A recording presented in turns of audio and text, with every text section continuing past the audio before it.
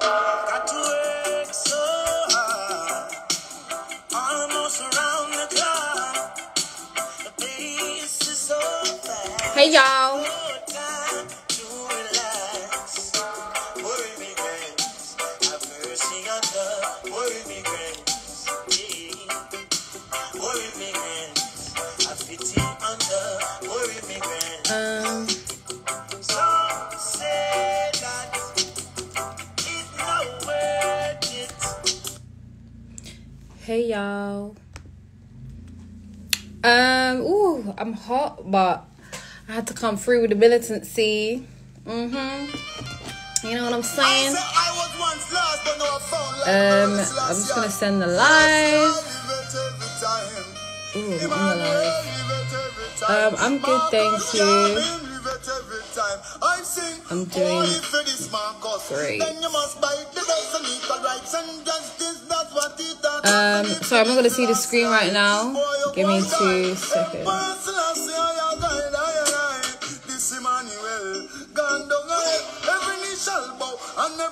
The hell is everyone in the chat? This is gonna be a great live. Some education for your head tops, you know what I'm saying? Come learn about your ancestors. Yeah. Give me a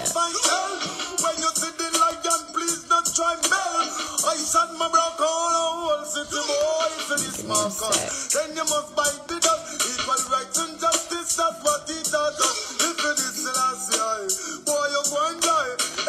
How is everybody?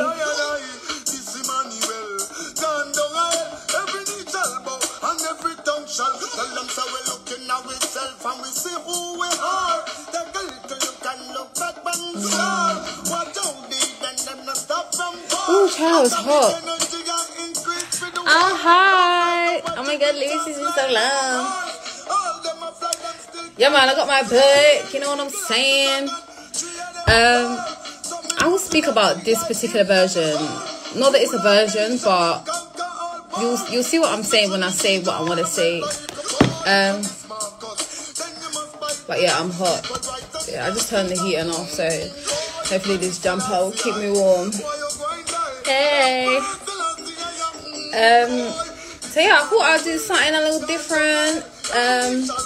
Something educational.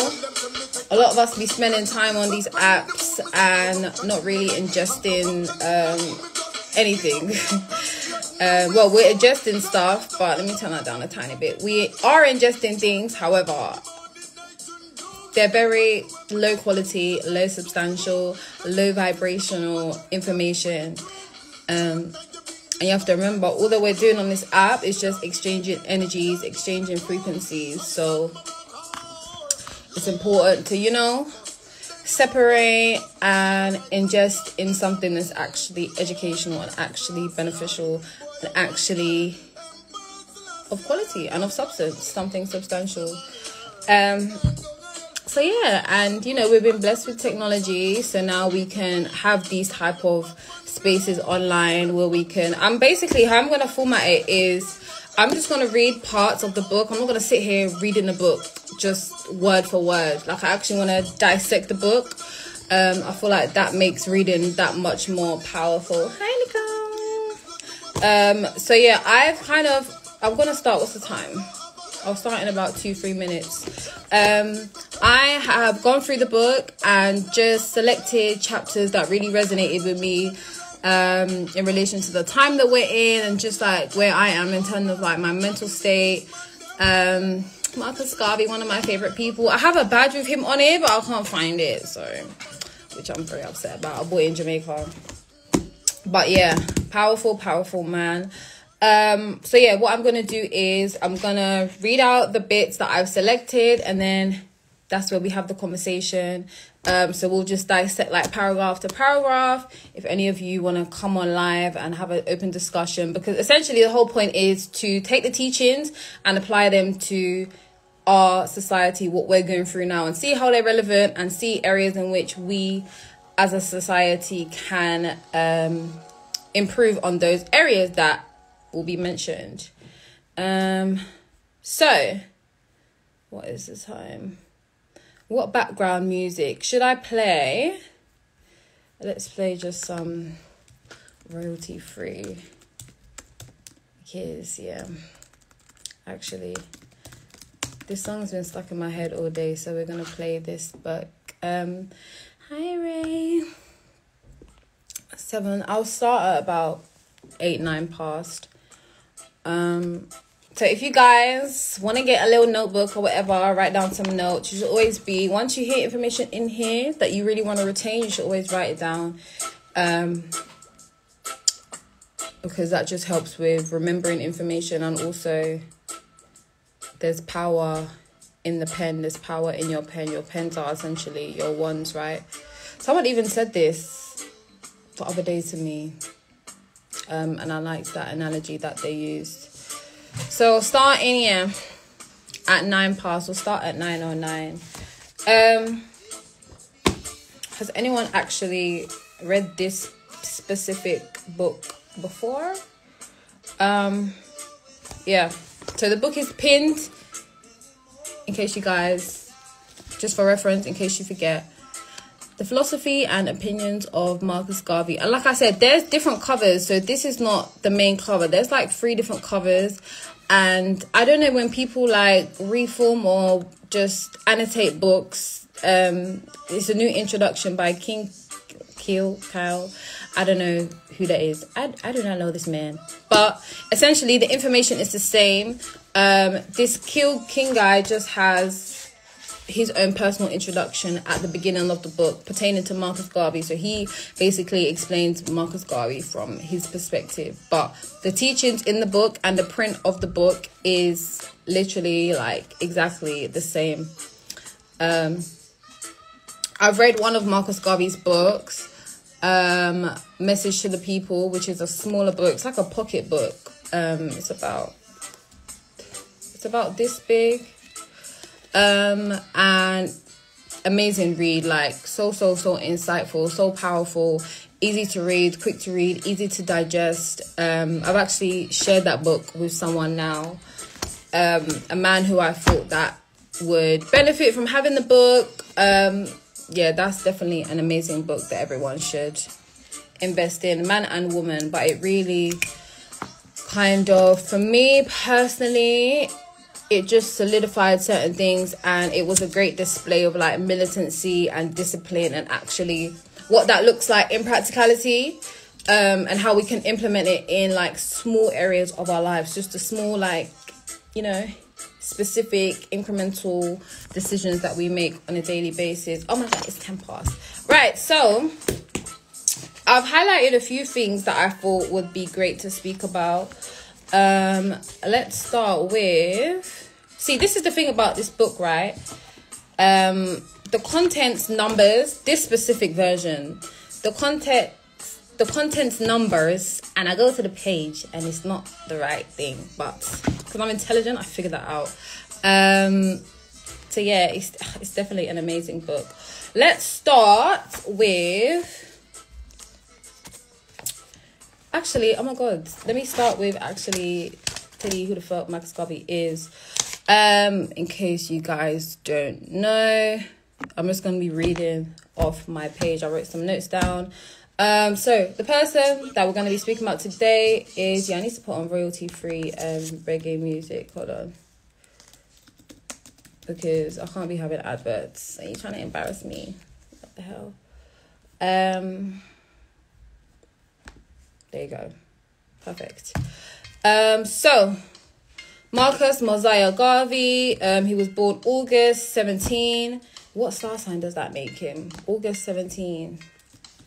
August 17. Is that a Gemini? Or a Cancer? No, Gemini? Or Leo? Embarrassing. You know what I'm saying? No, I need to know his star sign quickly. A Leo.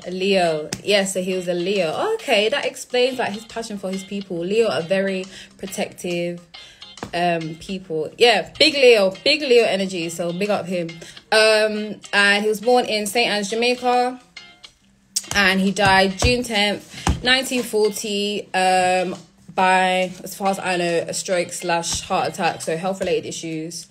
So yeah, he was a civil rights activist, black nationalist, leader of the Pan-African movement, and the founder of the UNIA, the Universal Negro Improvement Association, and he also founded the Negro World newspaper. He was a scholar, an intellect, a leader in his own right, an author. He was just amazing. So just for some context, that was my notes, and I'm going to read the introduction to this book, and this kind of just explains his influence and why he's just so important.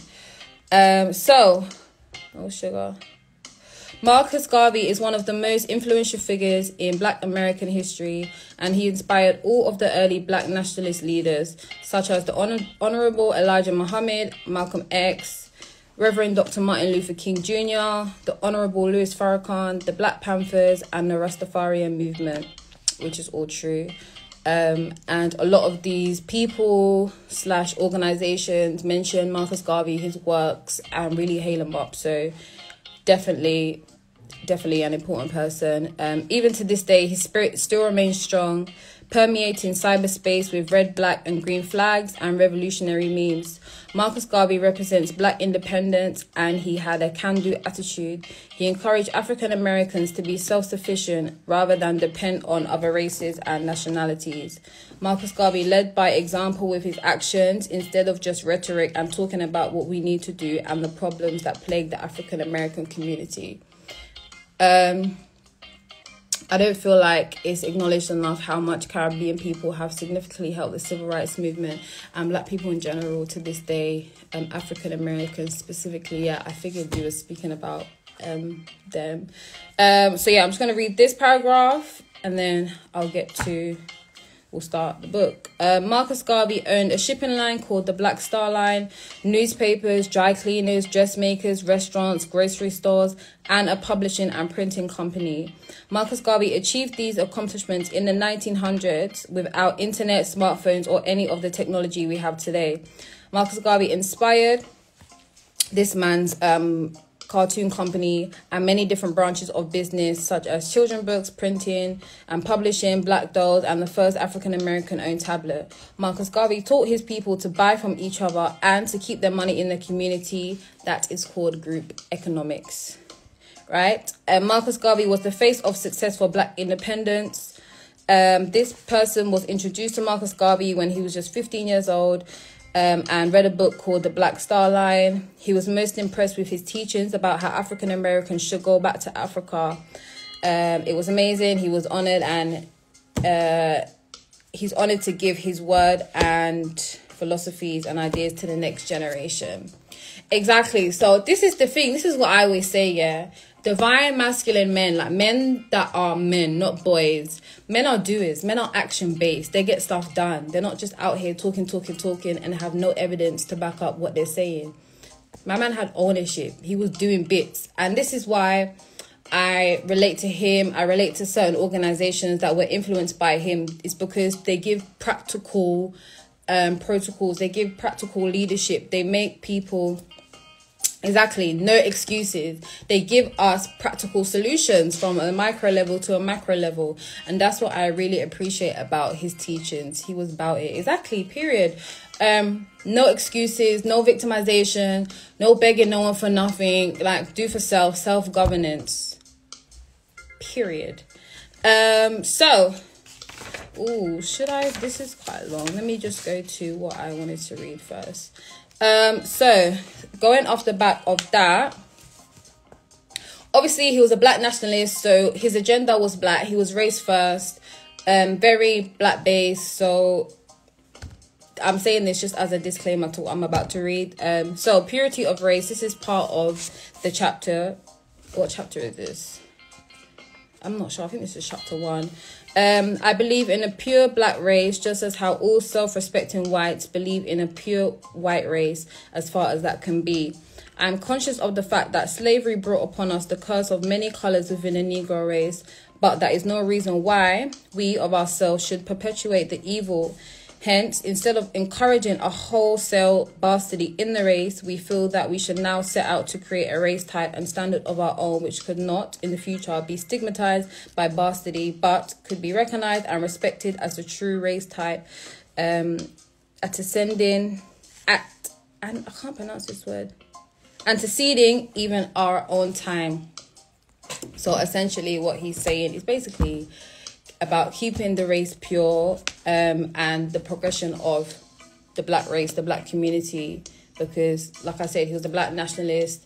He's all about the black family, the black man and woman, and his gender is black. His ideals are black. Hey. So he's always going to prioritize that and just expanding on the black race. So next chapter, and this is labeled Man Know Thyself. For man to know himself is for him to feel that for him there is no human master. For him nature is his servant, and whatsoever he wills in nature, that shall be his reward. If he wills to be a pygmy, a serf, or a slave, that shall he be. If he wills to be a real man in possession of the things common to man, that he shall be on his own sovereign.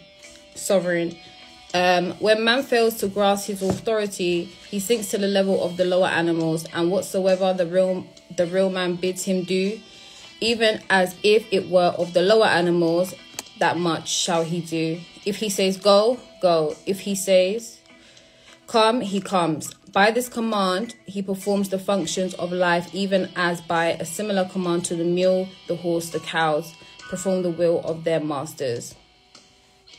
So did that make sense to you guys?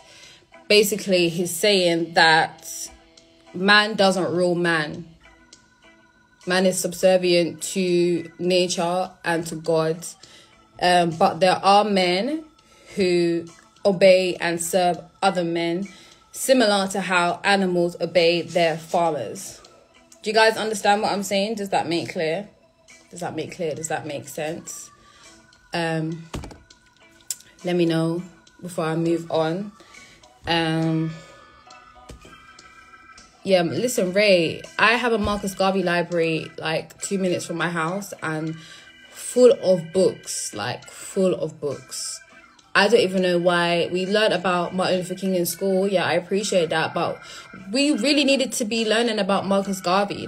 But this is why, because, you know, he was empowering the people to not be diplomatic, to not be hush-hush, to not be peace. It's about we get what we deserve.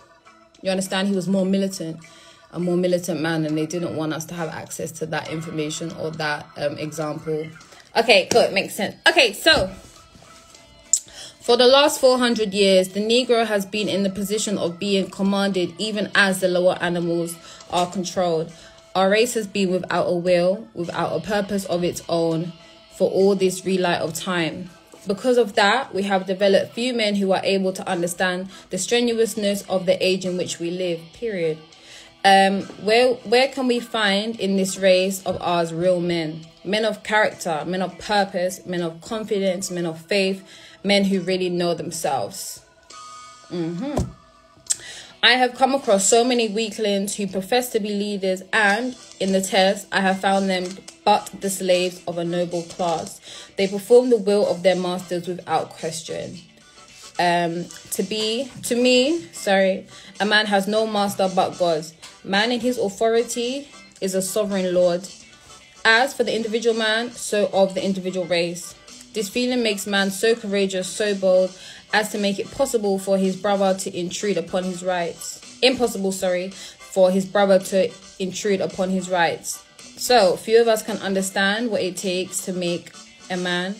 The man who will never say die. The man who will never give up. The man who will never depend upon others to do for him what he ought to do for himself. The man who will not blame God, who will not blame nature, who will not blame fate for his condition, but the man who will go out and make conditions to suit himself. So basically, he's saying that there is a lack of these men in the community, which I think, you know, we can all agree that there is. And this is coming from my man. I feel like men are always triggered when women have these views. But this is coming from the man, a man himself, you know, calling out the men in the community because there's not enough. You know, and this was written how many years ago? So, and nothing really has changed essentially on like a individual, yes, exactly, individual level.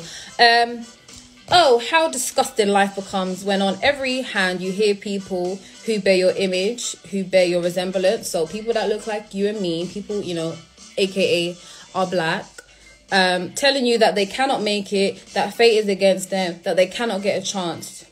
If 4,000 million Negroes can only get to know themselves, to know that in them is a sovereign power, is an authority that is absolute, then in the next 24 hours, we would have a new race, we would have a new nation, an empire resurrected, not from the will of others to see us rise, but from our own determination to rise, irrespective of what the world thinks. I feel like this paragraph is so important. In fact, I'm going to read it again.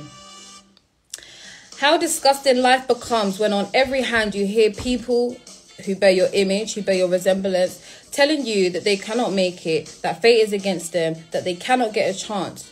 If 4,000 million Negroes can only get to know themselves, to know that in them is a sovereign power, is an authority that is absolute, then in the next 24 hours, we would have a new race, we would have a nation and an empire resurrected, not from the will of others to see us rise, but from our own determination to rise, irrespective of what the world thinks.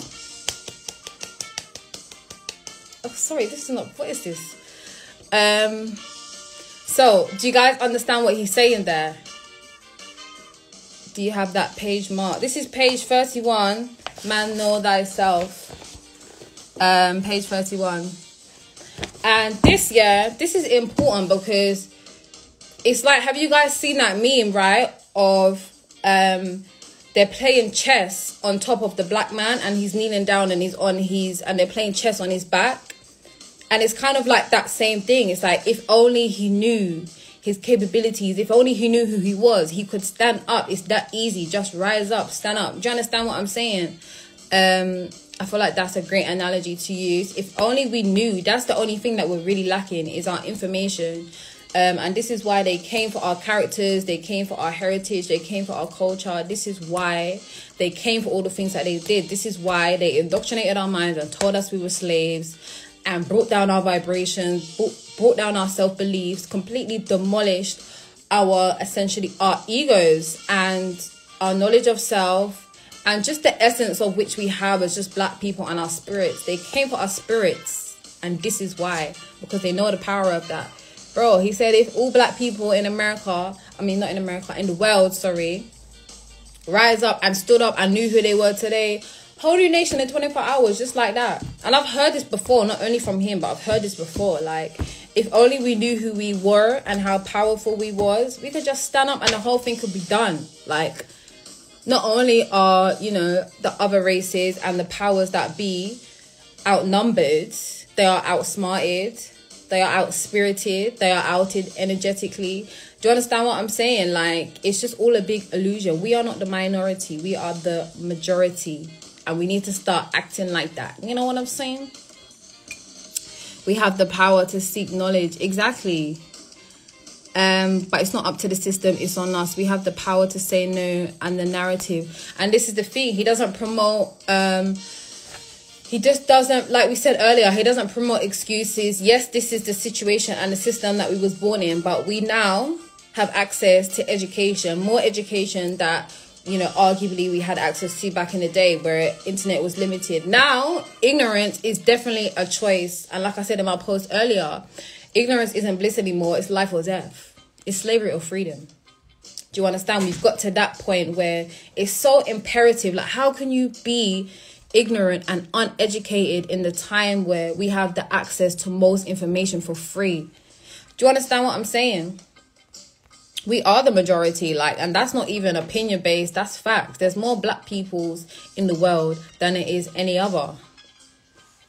Do you understand what I'm saying? Exactly. No need for white approval. And we still are stuck in that savior complex. And it's even depicted in like the movies that we see. There's constantly the savior thing being pushed down our throat, pushed down our throat, pushed down our throat. What other movies do we really see this savior complex? What other TV, whatever? Do you understand? Like, it's only us that have been indoctrinated so badly to the point where we are still ignorant in 2020. I truly believe all people have a way out of their circumstance if they use their minds to seek solutions. 100%. 100%. The teachings are there. We don't need any more heroes. We have so many heroes, so many leaders, so many. We have enough. Like, they've done the works. Now it's time for us to actually implement the works and apply them to our daily lives. We have everything we need. Do you know what I mean? We know where we come from. We know how to eat. We know how to run businesses. We know how to make money. We know how to sit. Like, we have all of these resources out there. We're not seeking. It's not even about seeking the knowledge now. It's about implementing it, because we have an abundance of knowledge. We even complain we have too much knowledge. We're in this time now. We're in a completely new time. But I definitely agree with that. I think, you know, as a responsible adult, if you're a child, it's different. We were all born into this system, essentially. And, you know, for a large portion of our life, we didn't have choice power. But now we do as conscious adults, you know, and we want to break the cycle. I feel like we're definitely savior complex in civil rights movement. Yeah, we're always looking for the next savior. Who's going to do this? Who's going to do that? Who's going to save this? Who's going to save that? And that's displayed in, you know, the voting. People, Americans be going hard. People don't, over in the UK, don't be going hard like this for elections. The voting, just that whole system, like, constantly. It's just, somebody save me, somebody save me. Like, we have to save ourselves. The people that put you in the position that you're in are not going to come and save you, you know. It's about doing the inner work now and implementing exactly. And yes, the throat chakra. The throat chakra. We need to open these as well as people. We need to not be scared to talk our truth, because exactly, no one is coming to save you. You alone. In fact, I have a song for that, actually. Exactly, nobody. And why should they? Why should they? Because when has that ever worked for people? When has that ever worked for people? It hasn't, you know? So it's like, when are we going to... What's not clicking, Stephen? You understand? What's not clicking? Like, when are we going to, you know? So, while the song is playing in the background, if you guys know the song, write in the comments. So yes, big up Marcus Garvey. Big people stuff, bro. Imagine how just far ahead and just how far ahead these people were, and just how much time hasn't changed. Only we can change these things. It's on us, exactly. And what's the saying? Only 10% make it out, right? And I don't know about you, but I know which side of the fence I want to be on. And I say this all the time. This is just modern day slavery. Like, the chains are just different. The chains ain't brass. They ain't silver. They ain't on our wrists, giving us, you know, burns and cutting our skin like they're here. They're just different. And I would consider myself a runaway slave, essentially. Like, having that mindset of wanting to escape master, wanting to escape the system, wanting to escape the house. Because I already been told who I am, and this is not it. Like, this is not my portion. This is the ghetto. Okay, I'm not trying to be some slave. No, this is the ghetto. Okay, I'm too pretty, too intelligent, too godly. Do you understand what I'm saying? Like, this is the mindset, and you can see like how people who would be the enslaved back in the day, like the people that you're around now, who would be, do you know what I mean? I'm on my Harriet. I'll be on my Harriet Tubman vibes. This is what this is, though. This is what a lot of us in our generation are. We're on our Harriet Tubman vibes, and we're Tubman vibes, and we're trying to free the people. But the people are like, no, like, oh, but I need to, you know, I need to stay in my 9 to 5, and I need to do this. It's exactly the same, bro. And nothing's changed. She's She will be the one who's starting her own business, settling her affairs, building her own company, getting her own money, not depending on her system to give her the money. Because it's the same thing. What was a big currency back then? Food and whatever other currencies they had. But now, obviously, it's like a direct... It's still food, obviously, but it's like a direct exchange in currency. So we work for money, whereas back in the day, it will more so be like around, you know, centered around working for food, etc., etc. So, I mean, you know, nothing ain't really changed. And like I said, I know what side I will be on. I know what side I will be on. And a lot of people like to judge, you know, some of our ancestors back in the day that were enslaved, saying, why didn't they do this? Why didn't they do that? But look at the people now. Look how easy it was for us to be indoctrinated into slavery. They told us that we need to work for them, and they told us that we need to do this, and we told us. Do you understand what I'm saying? So, yeah, man. Anyways, next chapter. So the image of God, taking it to not religion so much, more spirituality.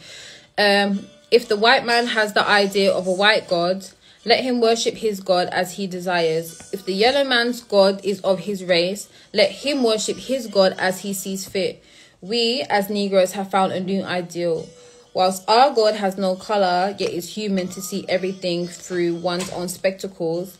And since the white people have seen their God through white spectacles, we only now started out, late though it be, to see our God through our own spectacles. The God of Isaac is the God and the God of Jacob. Let him exist for the race that believes in the God of Isaac and the God of Jacob. We Negroes believe in the God of Ethiopia, the everlasting God, God the Father, God the Son, and God the Holy Ghost, the one God of all ages. That is the God in whom we believe, but we shall worship him through the spectacles of Ethiopia. So let's break that down a little bit and just be able to resonate with it. So basically what he's saying is your God needs to represent you. You know, if the white man wanna talk about a white God and have a white God, then so be it. But us as black peoples, our God needs to represent us. We can't be black peoples, melanated peoples, brown peoples, and be worshipping a God who does not look like us, who is white. Do you understand what I'm saying? And I think, you know, that should go without saying, but it's not, because we still go to people's houses and there's still white Jesus there, and we still go to churches and there's still white priests, white this, white that, white people them on the walls, white people them at the dinner table. What's that? The Last Supper. White. Again, going back to the savior complex. This is what reinforces that complex, because subconsciously, this is what happens when you don't understand the mind and you don't study the human mind. If you're constantly being stuffed with white this, white that, white this, white that, especially pertaining to spirituality and who you see in control of essentially your life and the universe, like, how do you think you're gonna view yourself? That's not an empowering process.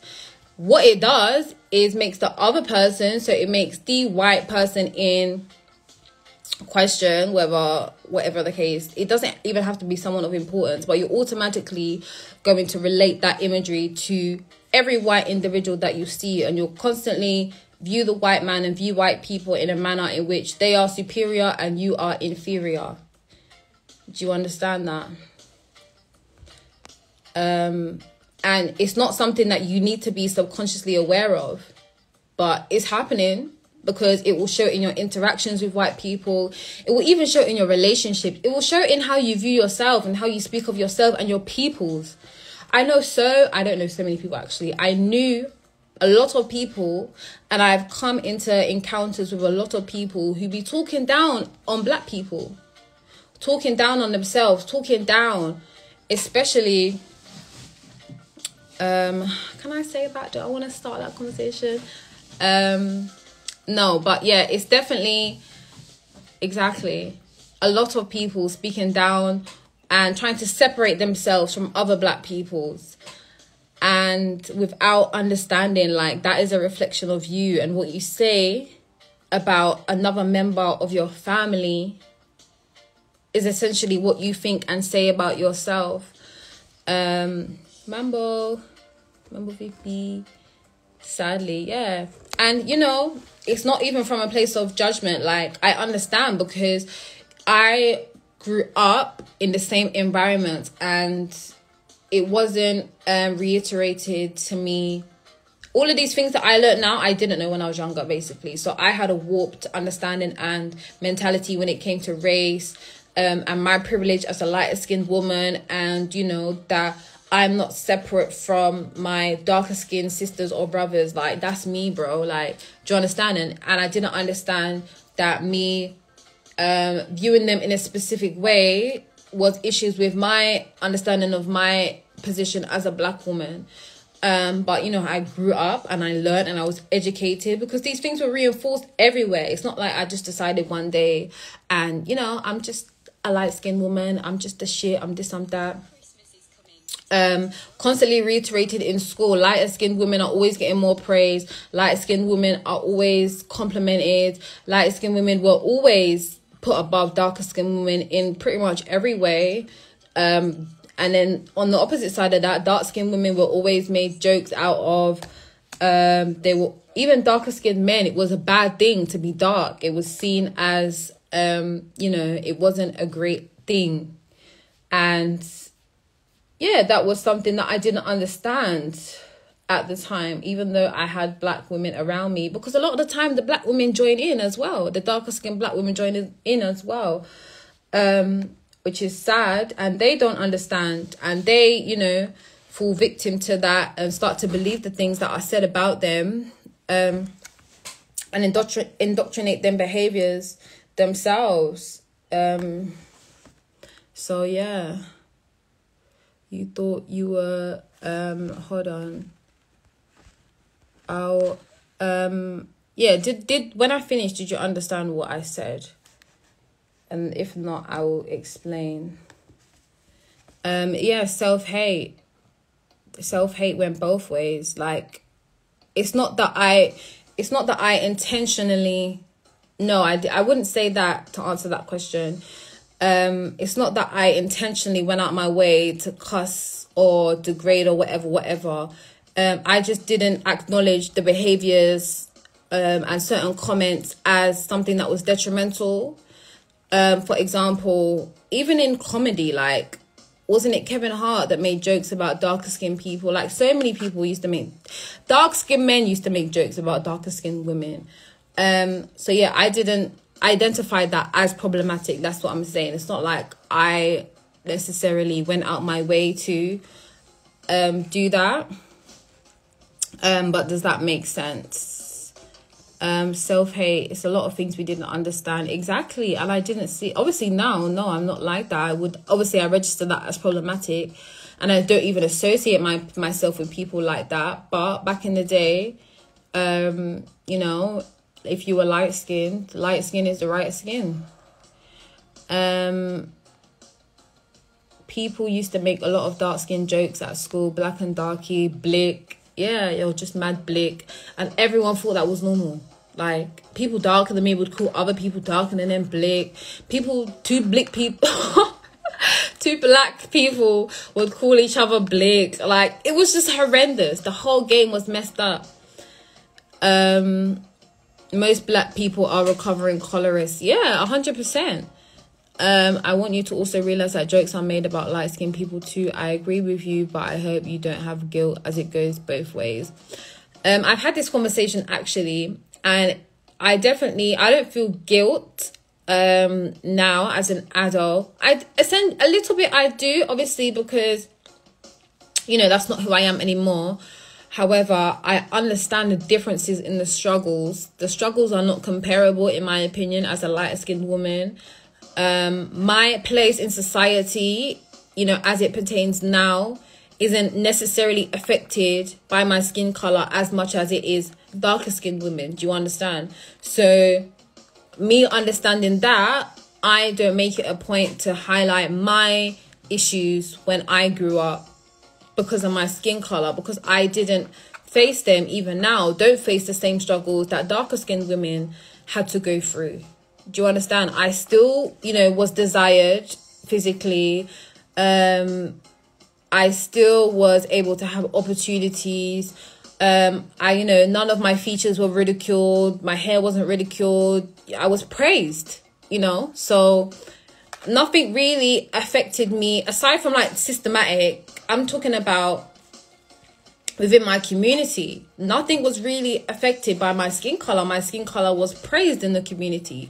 So I can't sit here as a lighter skinned woman and say, well, yeah, I had struggles too. Not within my community, and not anything relating to my darker skinned people, because a lot of their issues with lighter skinned people is just reactionary.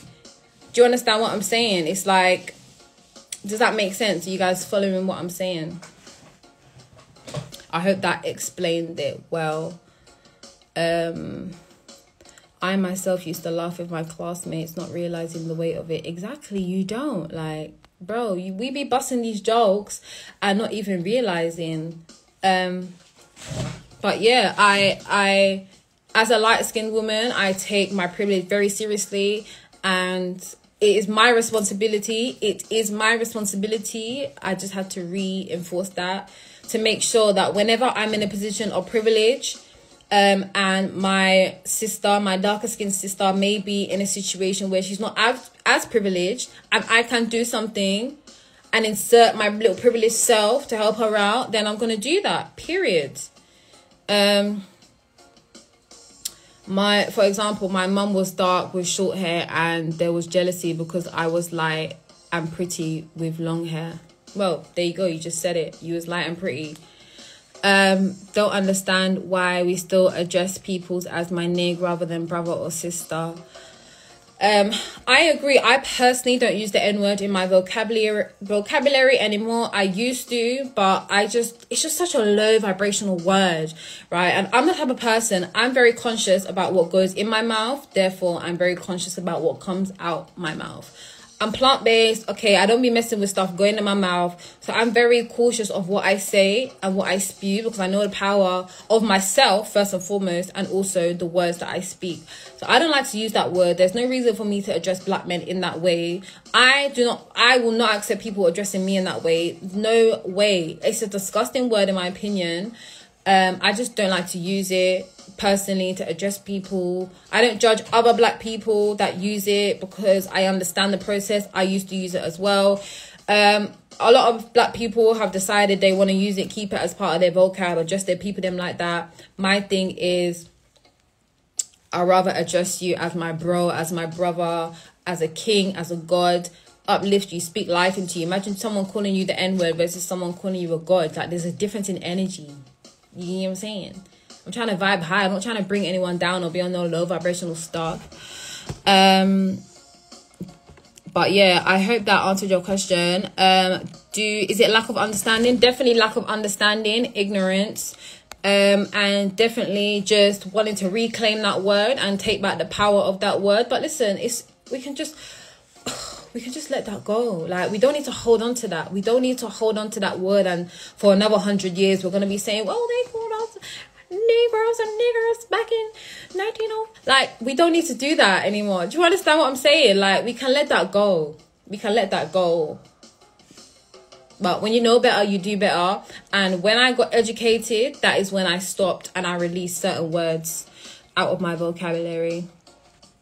It just doesn't come out my mouth. It's just never in my head to call someone the N-word. Yeah, words of affirmation. I'm brown skinned now, but everybody refers to me as being dark skinned when I was younger. It's how people remember me.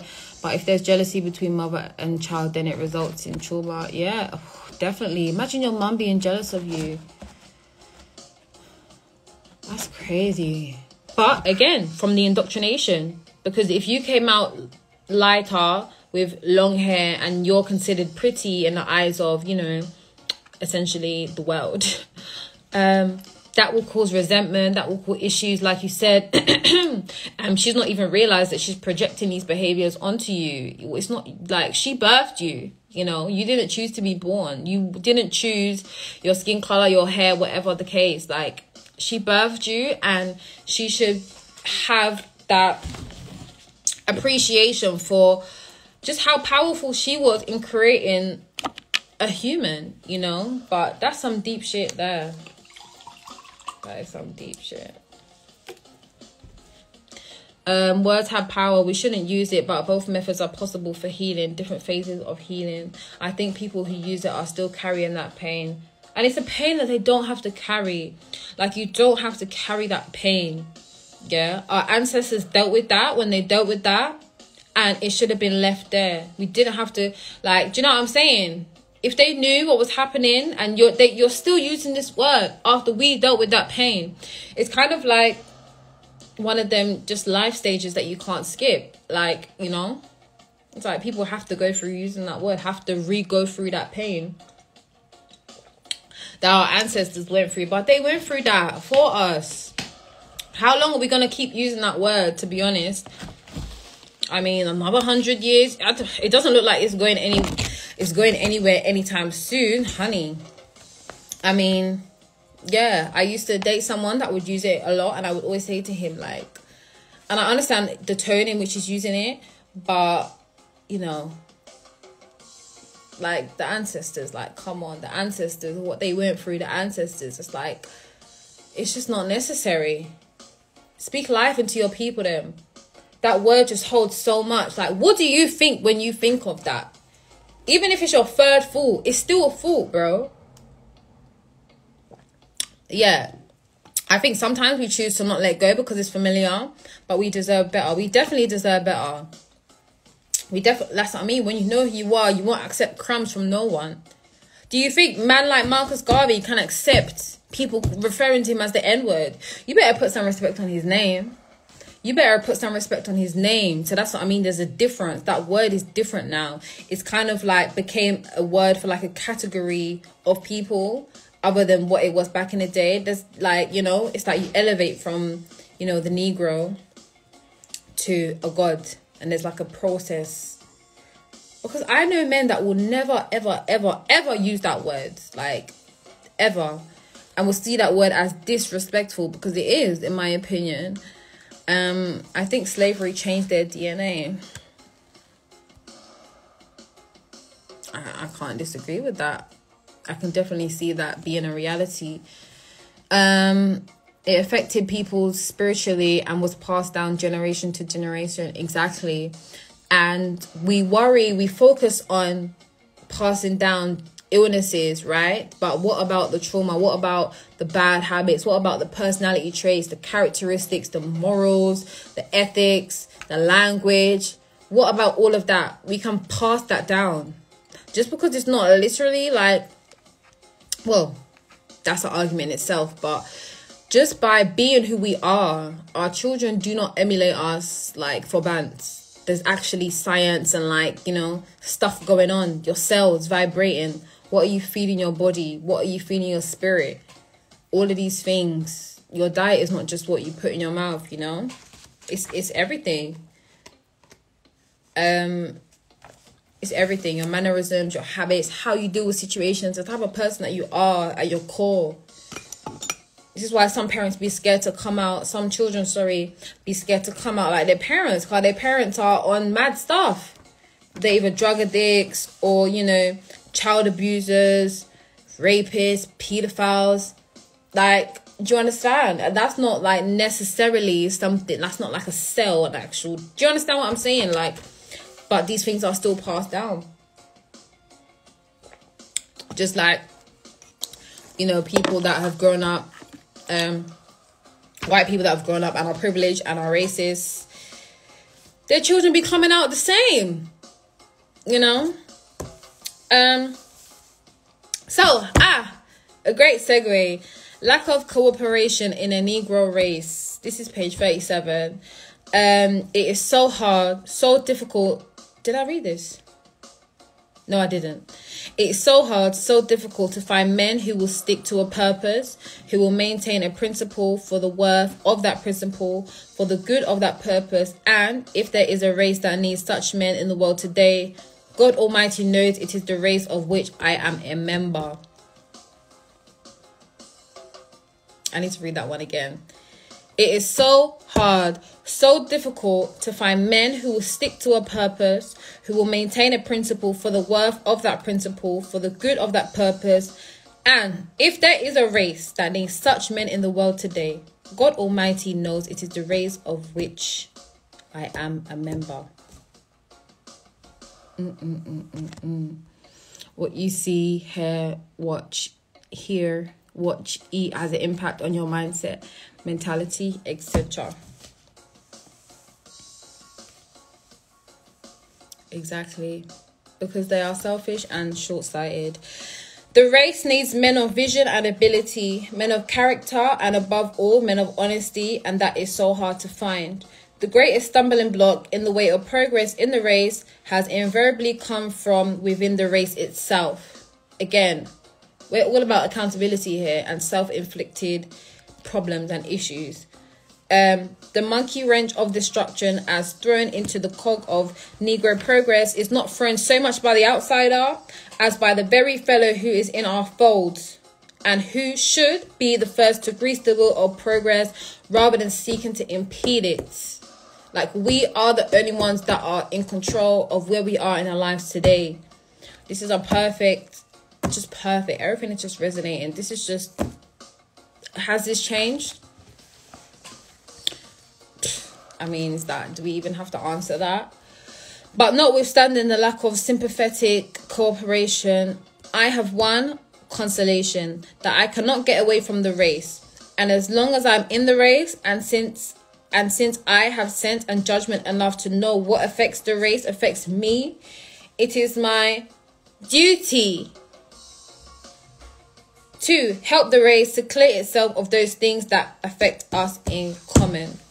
And a lot of people don't feel that bond, that connection, that duty, that responsibility of their race. A lot of people are not race first orientated. A lot of people are not for the progression of their race. A lot of people are selfish when it comes to their race, essentially their peoples. I love this. I need to read that one again as well. That I cannot get. Okay, I just want to read that. I have one consolation, that I cannot get away from the race. And so long as I'm in the race, and since I have sense and judgment enough to know what affects the race affects me, it is my duty to help the race to clear itself of those things that affect us in common. Woo, ciao. Like, bro, this is what I'm saying. Where, like Marcus Garvey said, where are the men? This is a lifestyle. This is a mindset. This is a principle. This is your ethics. This is your ethics. Do you understand? Yeah, tag me in the post and I will look for it. As above, so below. That's what I'm saying, girl. Ain't nothing changed. Ain't nothing changed. Where's my other pages? No way I did all the pages. No, I didn't. There's more. I had to be ghetto and fold the corners. So it's kind of segueing. Should we start with this? Let's start with this. Black millionaires, a possibility. Let us as Negroes prepare ourselves throughout the world for the conflict that is bound to ensue between the rivaling forces for the ultimate domination of our country, Africa. For we are not going to give up easily and allow these European intruders to rob, exploit and dominate the land of our fathers. If the oil of Africa is good for Rockefeller's interest, if iron ore is good for Carnegie Trust, then surely these minerals are good for us. Why should we allow Wall Street and the capitalist group of America and other countries to exploit our country when they refuse to give us a fair chance in the countries of our adoption? Why should not Africa give to the world its black Rockefeller, Rothschild and Henry Ford? Now is the opportunity. Now is the chance for every Negro to make every effort towards a commercial industrial standard that will make us comparable with the successful businessmen of other races. Africa invites capital to develop its resources. Let not that capital, whether it be financial or manpower, be supplied by white men. I'm going to repeat that again. Let not that capital, whether it be financial or manpower, be supplied by white men. And I just want to interject, right? Because I was watching one of Minister Louis Farrakhan's lectures. What was I watching? I was listening to a podcast, and he said, I put this on my story today. He may look like us, but he works for them. If you get it, you get it. But let us as Negroes make our contribution. All that African needs is proper education. We spoke about this earlier. If only we knew who we was, we would stand the fuck up and get the fuck pushing. It's not even about, that's the first thing, that's the key. That is what is going to spark everything. The Western Negro has so much of that. And it is our duty to so prepare our brothers as to place them on guard against the tricky exploiters of Europe who have been deceiving and robbing them of their possessions. Now all the while.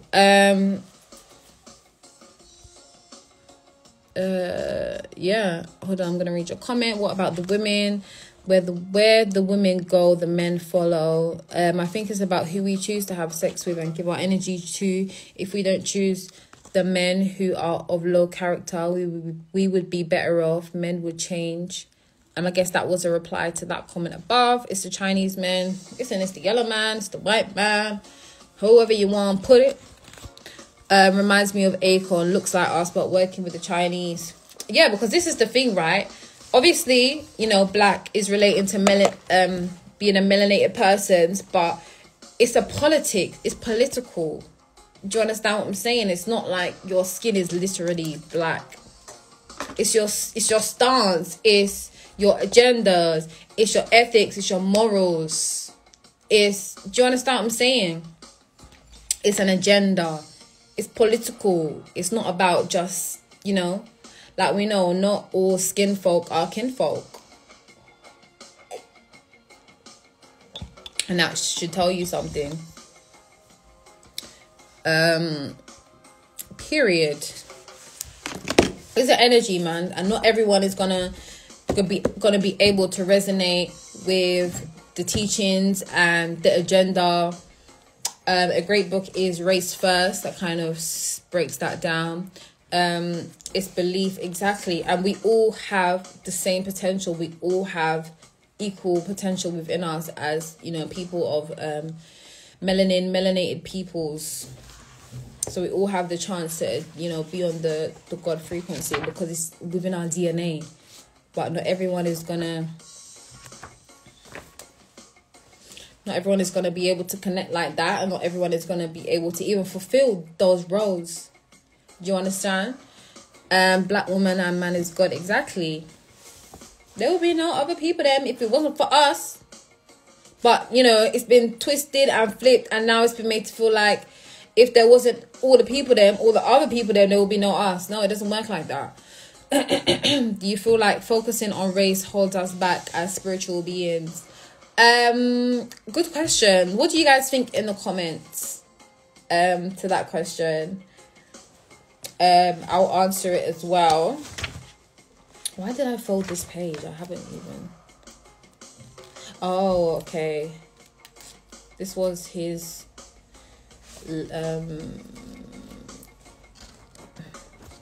speech.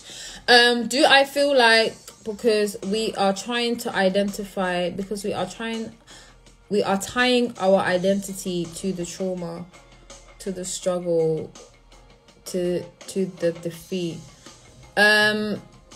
Me personally, I don't think it does. And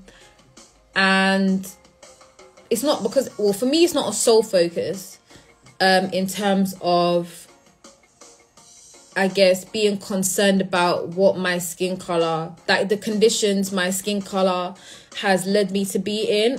So it's not something I associate with being negative. I'm proud of my skin color. I'm proud to refer myself as black. I'm proud to have black agendas. I'm proud to be of my people. I'm very specific And it's not necessarily about my race when it comes to like race as like by like, you know, definition. It's more so about my melanated peoples, you know, because I know people like to say, oh, it's only the human race, but black people and white people, the DNA is completely separate. It's not the same. And as far as I know, for example, the purest humans are those of pure African blood that haven't been tampered with Caucasian blood. They are actually the full humans. Everyone else is essentially a hybrid. So there's differences for a reason. I don't feel limited within my color. Me personally. So yeah, I understand. That was a good question. I don't feel like I'm trapped by my color. Yeah, it's relevant in the world we're in. We tend to perceive things through the lens of race. Exactly. And it's an identity. I don't believe in not having an identity. I have an ego still. I am human. I know that, you know, I'm not just my body, but I am my body as well. Like, if, you know, I feel like that opinion and perspective can be quite wishy-washy, because it's like, well, if you're so far one side and you just, you know, like, oh yeah, like, we're all spirits. Like, so there's obviously a certain level of care that we have to have with our bodies. Our bodies are not just slapdash. You can't just eat anything. You can't just drink anything. You have to look after this physical body that you've been blessed with. So I take pride in that, and I take pride in the politics that I associate with, aka being black, and also my melanin. My melanin is power. I'm not just black for fun. Does that make sense? Single nucleotide polymorphism don't match with white. Yeah, important to recognize that we are different. Yeah, like, I don't think it's a bad thing.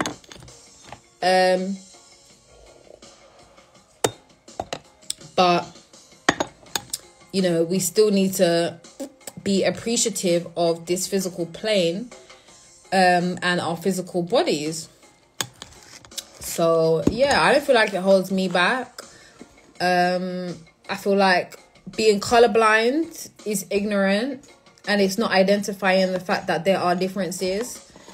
And I want to continue on my peoples, my melanated peoples, my community, my black peoples. That's something that's important to me. I want to have a black family. My agendas are black, period. Like, you don't know this. It's not that it's not even about segregation. It's about separation, and it's about being able to coexist. The lions don't mix with the pandas. The pandas and the lions don't go and have babies, or the gorillas and chimpanzees don't go and have babies together. Like, everyone just be staying where they're staying, and if they did, then they would have a hybrid child, which essentially is what a lot of us are. Does that make sense? So it's like, I just believe in, you know, the purity of that and making it go as far as it can go. We talk about racial experiences other people have, and we identify with their pain because we are the same race. We identify as whether they're good people or not. Yeah, but is that a bad thing? I mean, I identify with people, with women, about issues and pain they have because I'm a woman, and I'm able to identify with that pain because I'm a woman. We feel their pain on a different level, though, through the context of the black history other people have. But I don't think that's problematic. I don't think that's problematic. Do you guys think that's problematic? What is problematic with being able to identify with someone's trauma? And we are obviously still traumatized because there's still a lot of traumas happening to us because of our skin color. as black people. So it's not like, for example, let's use the Holocaust, right? Jews are not still being treated the way that they were back then as they are now. So they can still relate to the pain of their ancestors, but it's not displayed in their vision and their mannerisms and how they treat each other and how they respect themselves, because that pain and that treatment is no longer here. It's done and dusted. But our treatment is still very much relevant today. We're still mistreated, we're still abused, we're still all of these things. So it's not like we're reliving in the past. We're experiencing trauma on a day-to-day basis, you know. So yeah, the brain doesn't know the difference between a memory or false imagery and a real event that has happened to you. This race thing originally started in the plant kingdom. Do you want to elaborate on that, Ace? I hear that point. I don't think it's hugely problematic. In fact, I think it creates a stronger sense of nationalism. When we relate to another trauma, we sometimes attach ourselves because of the emotion, when the reason recreates the same traumas, which is necessary in this day and age if we as black people are going to really move forward, and then recreates the same trauma. Yeah, so I understand, but you said keywords sometimes, and I think it's more so what I can relate to that statement is, for example, us constantly seeing black people being killed and sharing black trauma that is happening now. And obviously, you know, the slavery films, etc., stuff like that, scenarios like that, I can understand and apply that to. I don't feel like we need to keep on seeing black people being killed every day, A, to believe it's happening, and B, just for our mental health, and just, you know, trying to really instill that fear inside of us, just fear of being alive and fear of being black. That is what they're trying to get across. And that's why I don't feel like we should share trauma like that, especially when it's uncomfortable to watch. You know, I don't like watching that. I don't like watching anyone be killed or shot, let alone someone that looks like me. Yeah, those specific things don't need to be perpetuated. But to circle back to the original question, I don't feel like that is because we associate ourselves with being black, because I still look like that person, you know? So I don't think that race being associated as a black person is necessarily the problem. It can be a problem. That's debatable, but I don't think it is the problem. And for me right now, it's not a problem. But yeah, I think that's a great concept. I think, yes, I actually wonder if identifying as black takes away from our individual soul journeys. I haven't been through a lot of things my people have been through in terms of racial discrimination, but I will not let any man or woman stop me from elevating because of my race. Race given is part of the soul journey and path. Like, I don't think there's anything wrong. I understand what she's saying though, because, you know, it's just a construct. It's not nature essentially, but the differences are, my perspective is just being able to put a name to that identity and really make it real. You know, like, we can connect because we identify as black. But, you know, transracial is a thing now. Like, if you want to change your race, you can change your race. So it's just kind of like, at some point, it's not even going to matter. And, you know, I know a lot of people that don't even refer to themselves as black. They refer to themselves as Asiatic, melanated, more, whatever the case may be. I don't feel like that is a necessary argument right now in the community. But, you know, it's definitely a conversation that should be had at some point. God said you are what you are. It's kind of like, fuck it, you are what you are.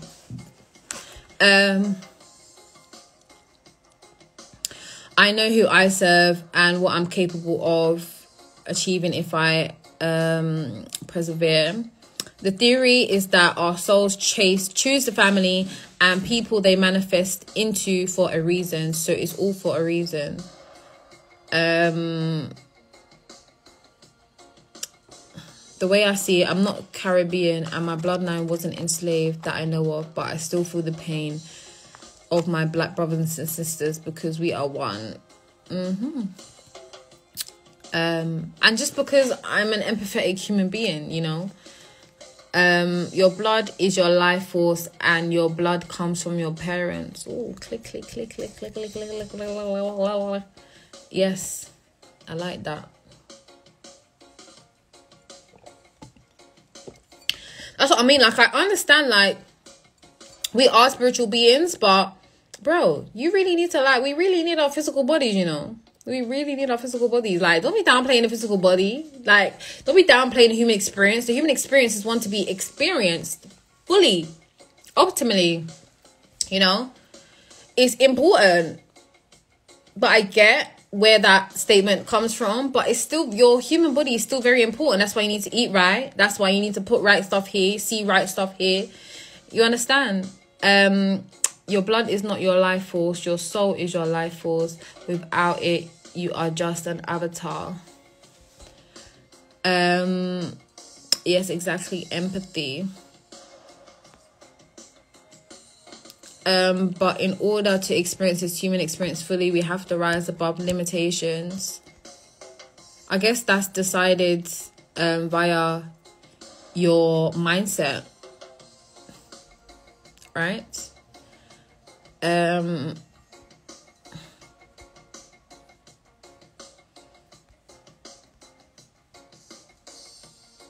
I agree with Ray. Yeah, I liked Gus's analogy though, because our blood is important, but obviously we are spiritual beings having a human experience. Yeah, exactly. Treat the avatar correctly and it aids us in our purpose. Perhaps the blood and the soul are similar or related. What if blood was the physical manifestation of the soul life force? That's a perspective. And the breath, yeah, the soul, the breath, the blood. The breath is definitely important. That is your life force. No, that's your prana. That's your energy. I think every aspect, physical, spiritual, are both important, and it goes both ways. Yeah, like you can't have like one without the other, right?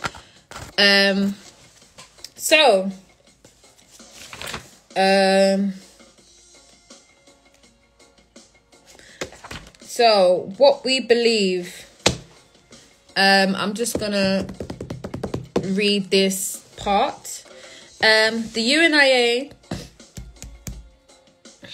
UNIA advocates the uniting and blending of all Negroes into one strong, healthy race. It is against miscegenation and race suicide.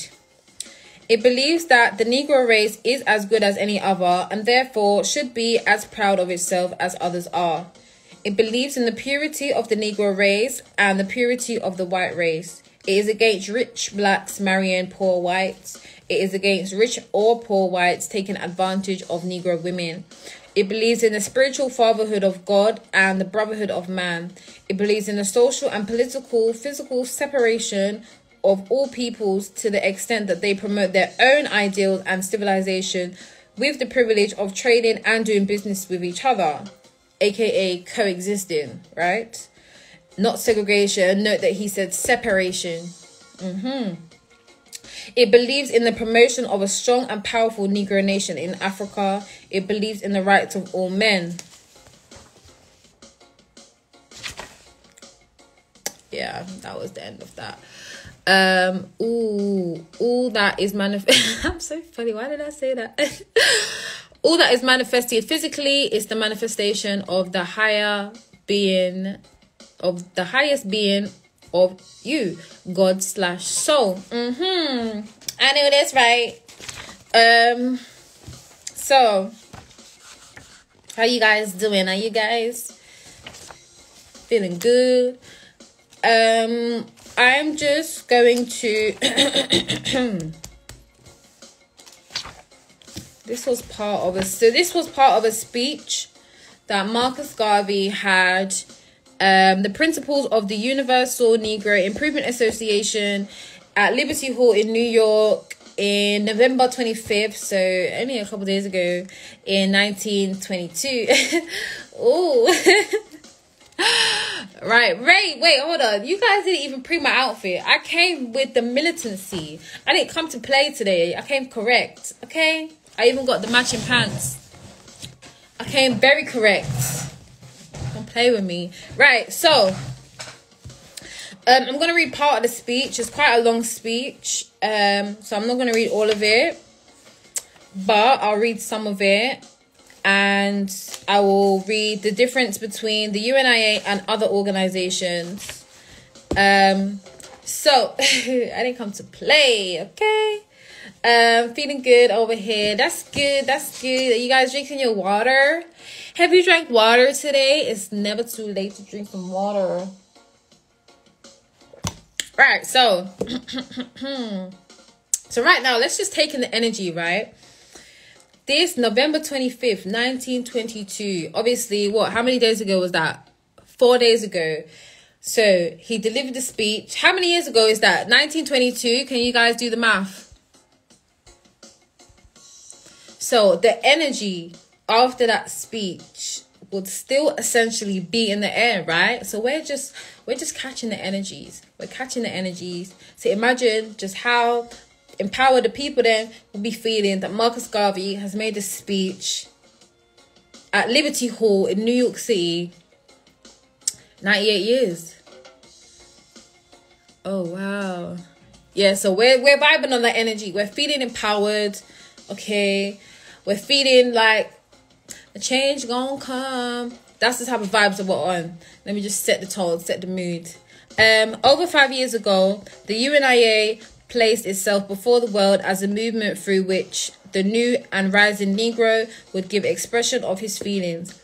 This association adopts an attitude not of hostility to other races and peoples of the world, but an attitude of self-respect, of manhood rights on behalf of 4,000 million Negroes of the world. We represent peace, harmony, love, human sympathy, human rights, and human justice, and that is why we fight so much. Whosoever human rights are denied to any group, whosoever justice is denied to any group, there the UNIA finds a course. And at this time, among all the peoples of the world, the group that suffers most from injustice, the group that is denied most of those rights that belong to all humanity, is the black group of 4,000 million Negroes. Because of that injustice, because of that denial of our rights, we go forth under the leadership of the one who is always on the side of the right to fight the common cause of humanity. To fight as we fought in the Revolutionary War, as we fought in the Civil War, as we fought in the Spanish-American War, and as we fought in the war between 1914 to 18 on the battle plains of France and Flanders. As we fought up the heights of Mesopotamia, even so, under the leadership of the UNIA, we are marshalling the 4,000 million Negroes of the world to fight for the emancipation of the race and of the redemption of the country of our fathers.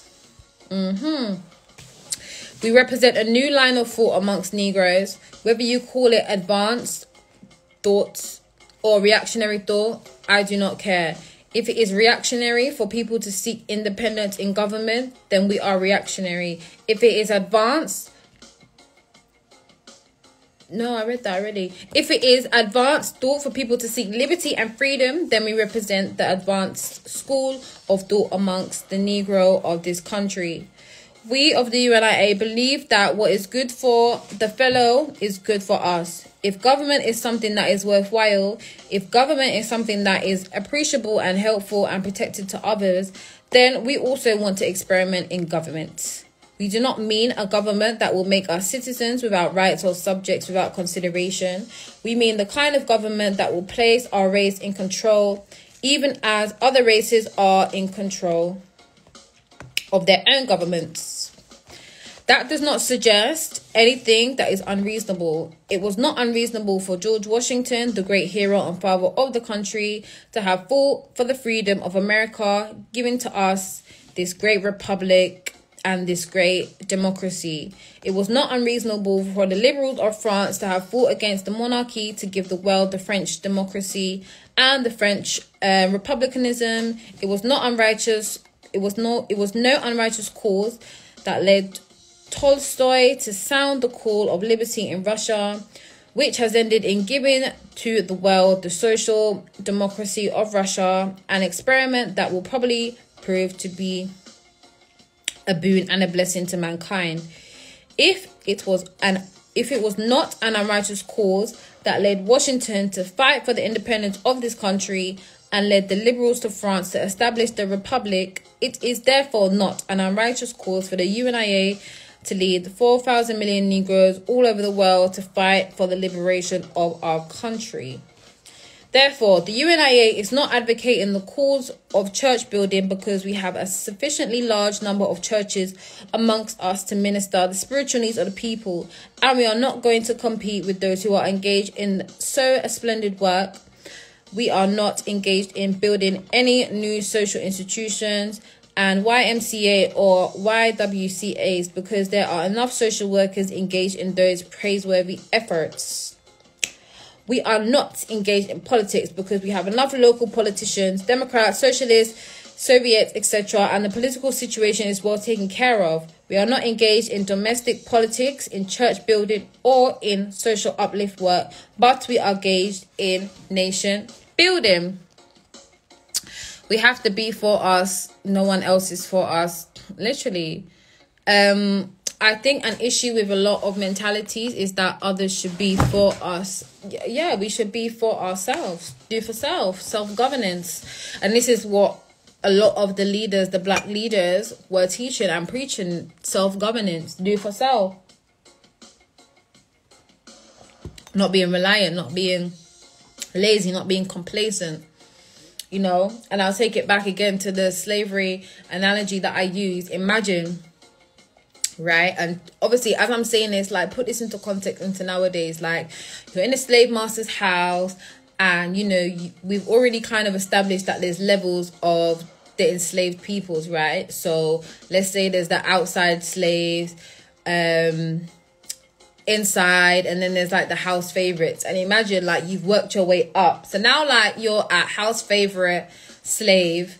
Why would you want to give up that position? You're getting treated better, you're getting better food, you've got clothes, you've got some sort of pride back. Why would you now want to give that up to go and do for self when doing for self kind of doesn't look like that? Do you understand? Do you see the manipulation? And that's kind of like in today's context, right? So you go to work for the white man, you start here part-time, low wage, and then you build up to being a manager, big wage, your bosses even respect you more, people then respect you more, your wife respects you more. All of these people respect you more because of the position that you have. So it's like, why would you want to now go back in your head and do for self when you don't even believe that you can give yourself the opportunities that these white men have given you? You feel like your success essentially was in the hands of somebody else. Do you understand that? Stockholm syndrome.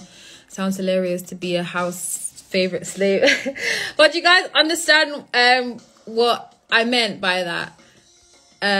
What does nation building mean? What makes up a nation? We'll answer that. You can't see that there's bigger and better than the confines of where you are. Yes, Ashay. You can't see, but you have to have, just because you can't physically see, you need to have foresight to be able to imagine, you know, and a lot of people's imaginations and faith is stolen. They respect what you can do for them is conditional. I rather work for myself unconditionally. Ashay. Nation building. So what would you guys define as nation building? I don't know if you just joined the conversation late, but going back to what I said in the beginning, Marcus Garvey had actually, and I quote, obviously it starts with the people then. So knowledge of self, building up the people, self-governance, so being independent, being financially independent. Foresight is impaired with hindsight. Exactly.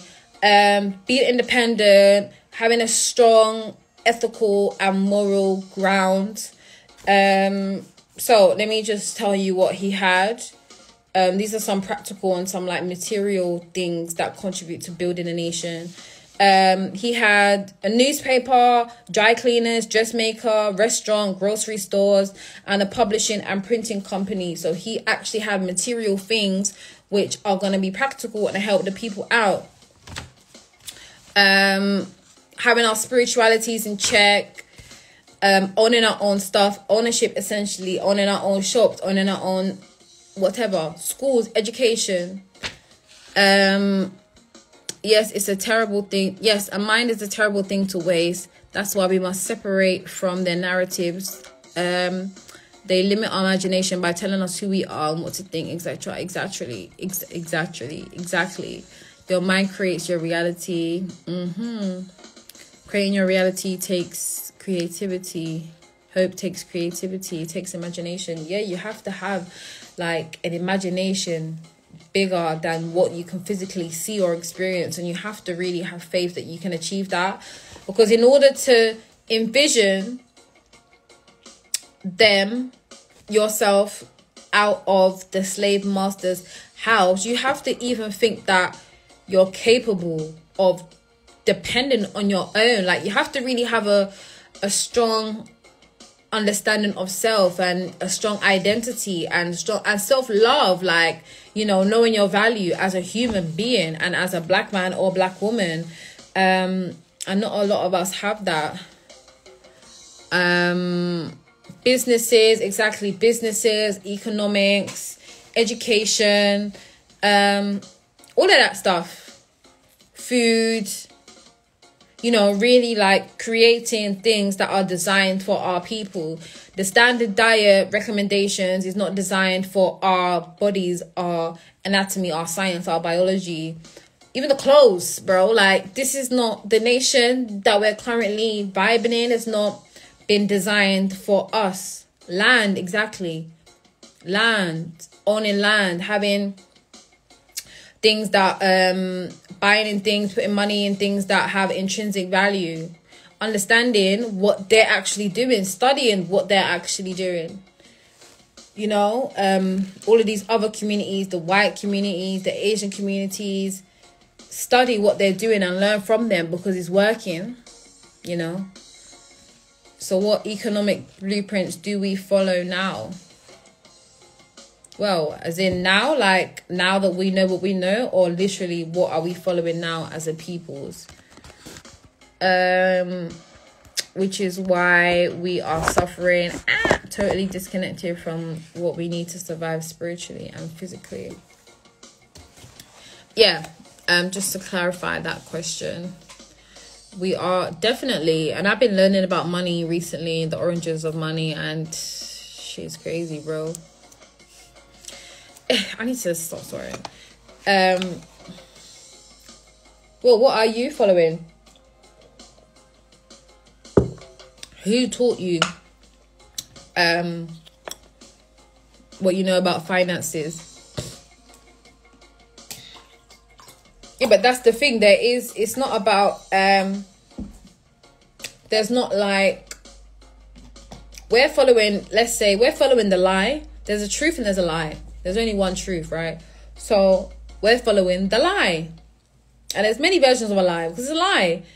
But there is a truth in which, like I said, those communities, the white communities, the Asian communities, are following when it comes to money and economics. Like, it's just not clicking for us. A lot of us don't have access. Not even access, because now we do. Not a lot of us are taking the initiative to go and seek that truth. We need to be seekers of truth.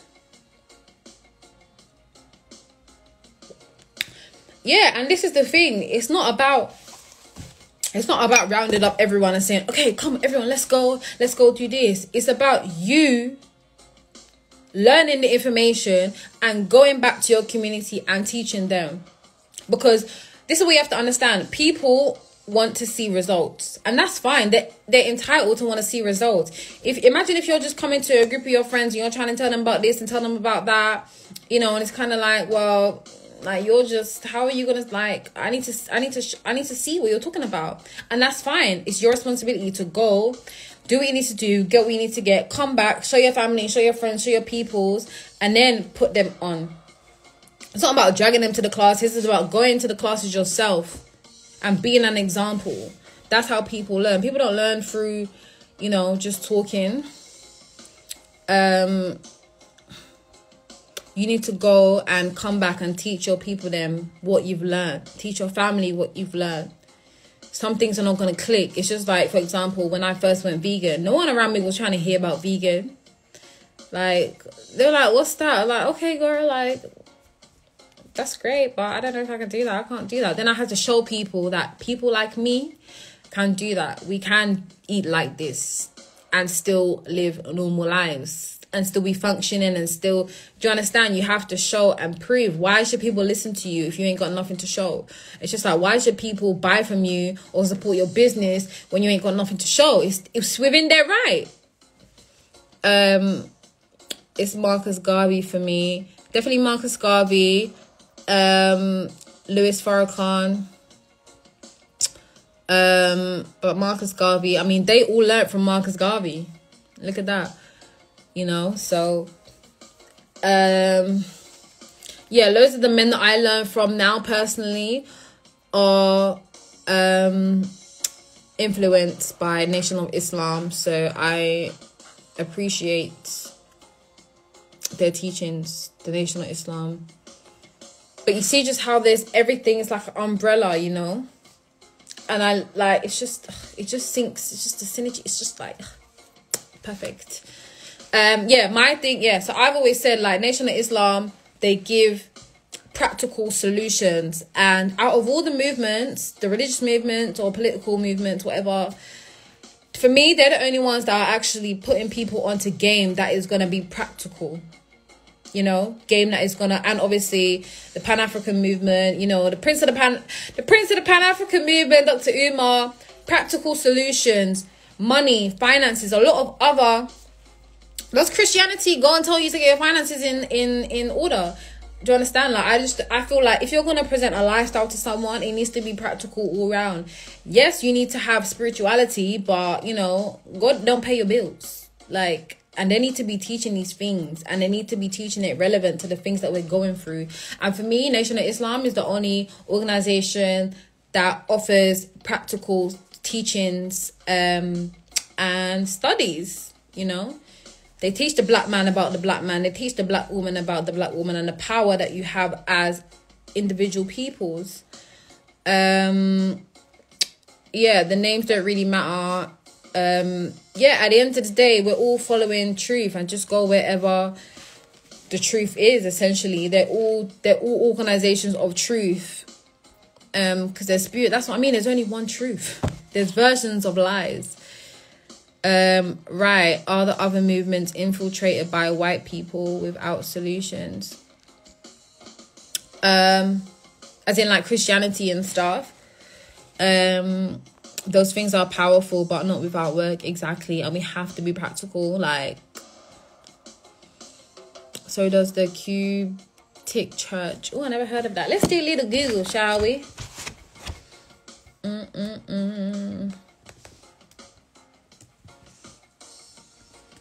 Cubtic Church. My lip gloss always goes funny. The Holy Cubtic Church. Do any of you guys know about the Holy Cubtic Church? I'm seeing black people, so it's looking good.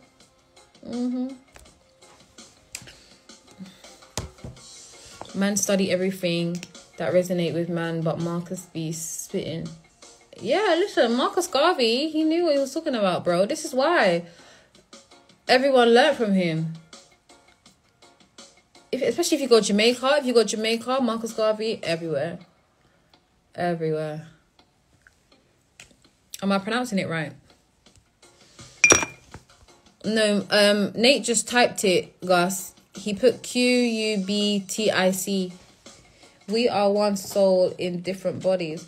Oh, okay. And this is the thing, yeah. I also have been not associated with, look at me, some gangbanger.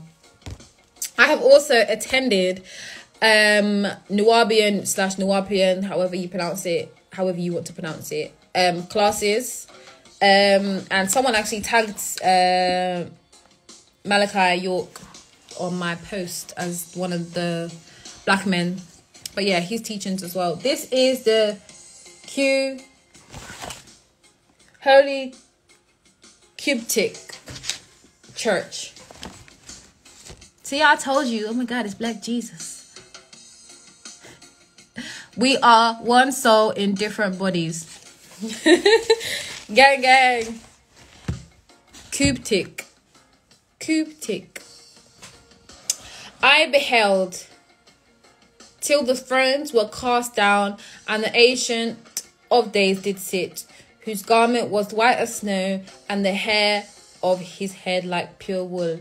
The book of David, chapter 7, verse 9. Oh my God, he even got the anchor. No, he even got the anchor. Wait, what? See, they're telling you need to invest in gold. My man has that gold anchor. Real gold. Wait. Yes. Look at that. Boy. When you ever seen a Black Jesus in some gold jewelry and an ankh?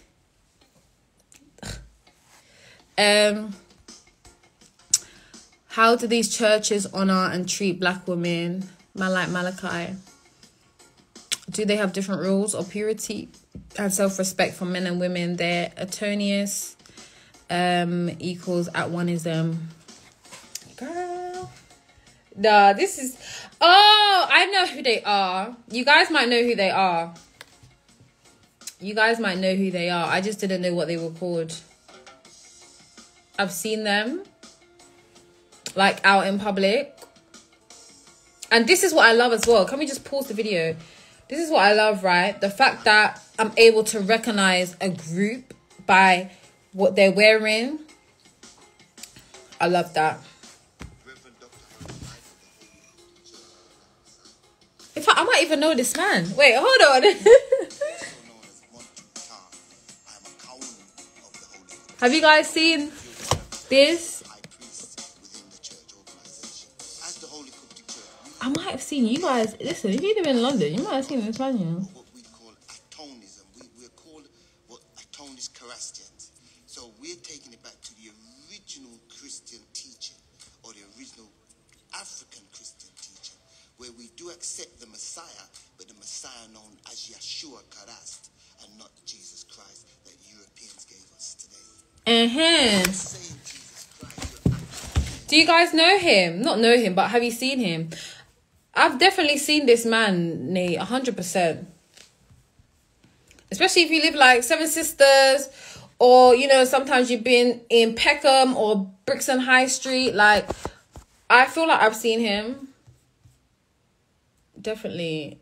Oh, you guys got another gem. He spits gold, honestly. Oh, does he have classes? Wait, I need to get my reggae songs on. Dr. Phil Valentine. Does he? Let me check. He might, you know. I like him as well. I was going to put him in my post. He taught me a lot as well. He's done the Hidden Science Academy. Oh, okay. My friend did that. Malachi took the people through all the doctrines. They're active in the community, but not like the NOI. This is what I'm saying. The NOI, like, they're just different. And I first was introduced to them by going to an event. I didn't know who they were before. This was an event in Brixton, AWF. They always have events. Well, obviously it's Corona now, but Their events are amazing. And I saw brother Leo Muhammad speak, and I was like, wow, like I could listen to this man speak just all day. Gems, like, and it was just so, they just came proper, like suited and booted, their posture, just their energy, like just divine masculine energy. Right there, proper militant, disciplined men. Dr. Phil, he got the other hat. Oh yeah, look, I was thinking of this picture, you know. I was thinking of this picture, but this may be slightly different, no? Because he's got the eye. What's that? The eye of, what's the eye called, guys?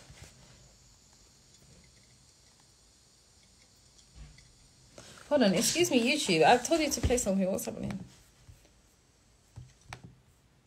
Oh, there you go. We're taking it way back. The NOI are most likely infiltrated, but their vibe is on point.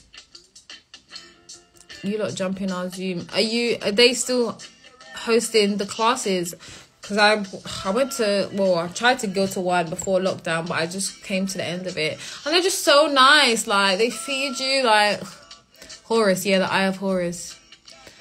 Samson, can you please DM me the link? Because I've been wanting to join a class. The thing is, yeah, okay, someone, I don't know if you guys, do I even want to go into this conversation? Are most black organizations infiltrated? That's why the white people be knocking at the door. The podcast I was listening to with Louis Farrakhan, he was speaking about white people knocking at the door when black people want to do something for self, and they just can't help themselves. Wallace Fard, who's that? Let's look. We're doing research today, honey. Okay. And Marcus Garvey, in Message to the People, he says, if you're reading something and you do not understand a word, or you do not understand something, you need to pause and go and research it and learn it before you continue reading. And I used to read, but if I didn't know a word, I would just continue. But now I stop researching. Even if a book takes me like extra amount of time to finish, I'll stop. Not only learn the definition, but learn how to use it in a sentence. A lot of the mess on the NOI is spoken. If you want the truth, talk to someone inside. I will send you the IG pages. Thank you so much. CIA already in them organizations. Yeah, I think, yeah, definitely. That's why I didn't comment on what that guy said on that post, because there's two sides to that, you know. And yeah,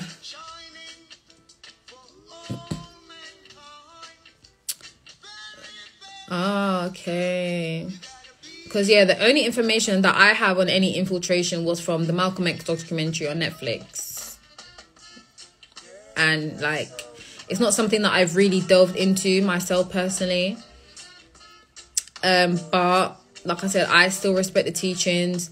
Ain't nothing came out about, Louis Farrakhan, nothing questionable, ain't nothing, do you understand? So for me, he's still, someone that I look up to, and learn from. Yeah, I tried to watch it earlier, but I didn't have time. That documentary was annoying. Malcolm. I do love Malcolm though. He's definitely, I feel like he's very relatable in terms of his journey. Yeah, I think he meant he just looks white, not that he is white. Right, Nate? That's what I got. So yeah, what did Nate say? Wallace Fard Mohammed. Because yeah, man, I feel like it's important for us. Like, we're human beings. We want to be associated with people. We want to be able to resonate with people. This is why I don't tend to not religion or not community groups, because we need that association, we need that connection, that connectivity, that we're herd animals, you know. We want to be around people. So I think you know, anyone that can stick to something and follow something and be disciplined in that manner, they get my respects. I respect it, because a lot of people can't do that, can't commit.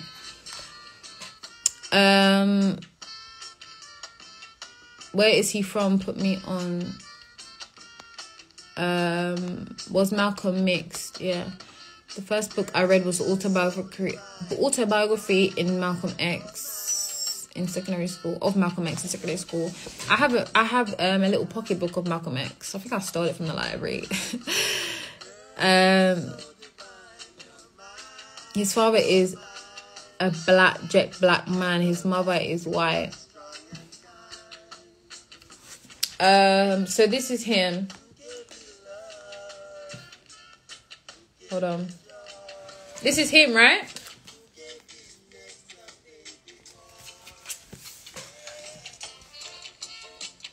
Is this him, guys?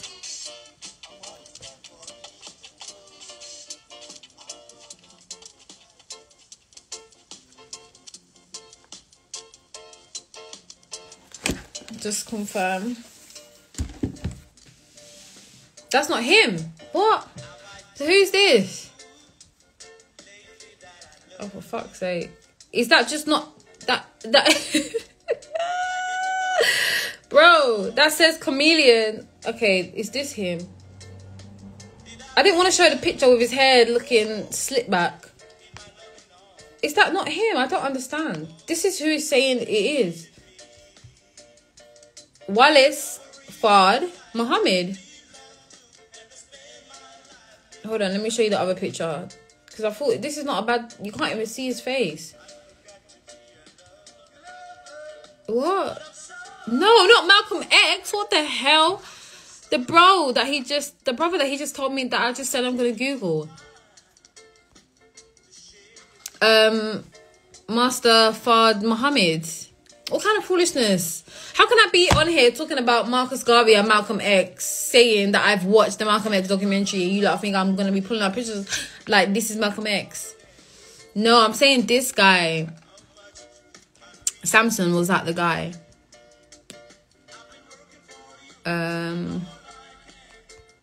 But where's Gus's comment about the Black Panthers being gone and Nation of Islam? There's definitely a difference. Nation of Islam don't carry. That's not him. What? How can that not be him, bro? That's the only picture. It's either that picture or this one. Yes, there was a mugshot of him. That was the picture.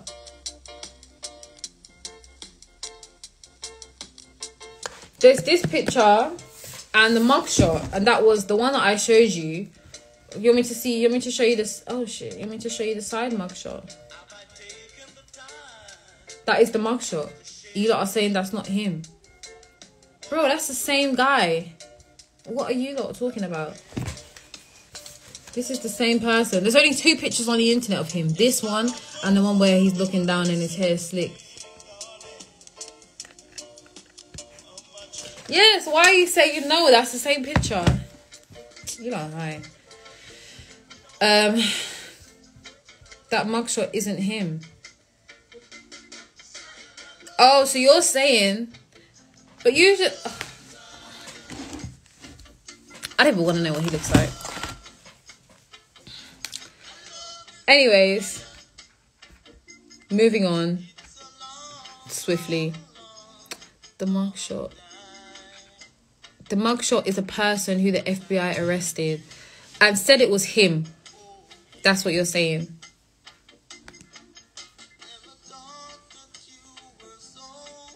Is this him? This is the last picture I'm going to show, okay? He looks black here to me. It's a bit like Williams. No, he looks a bit like William. Is this him? That's a very Italian. Put some respect on his name, please. Put some respect on his name, please. William. No, this is not him. Oh, I'll be damned. I give up. Is it the same? Oh my god, that's literally the same picture. They just coloured in his face. Oh my god, I quit. I quit. I quit. The point is, I just wanted to know. In fact, I didn't even want to look. I just wanted to put a face to what I was going to read up. They didn't even have his real birth date. He was the founder of the Nation of Islam. He was born in Saudi Arabia.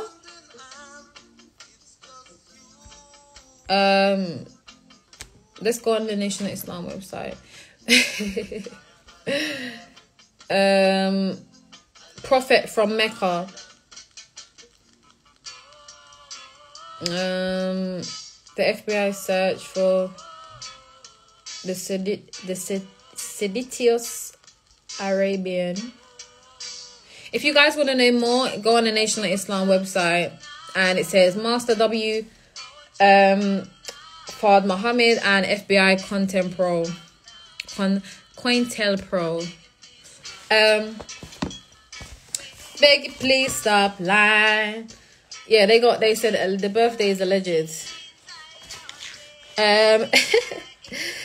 What other chapter was I gonna read? Let's just turn this up. They said he was a strange man.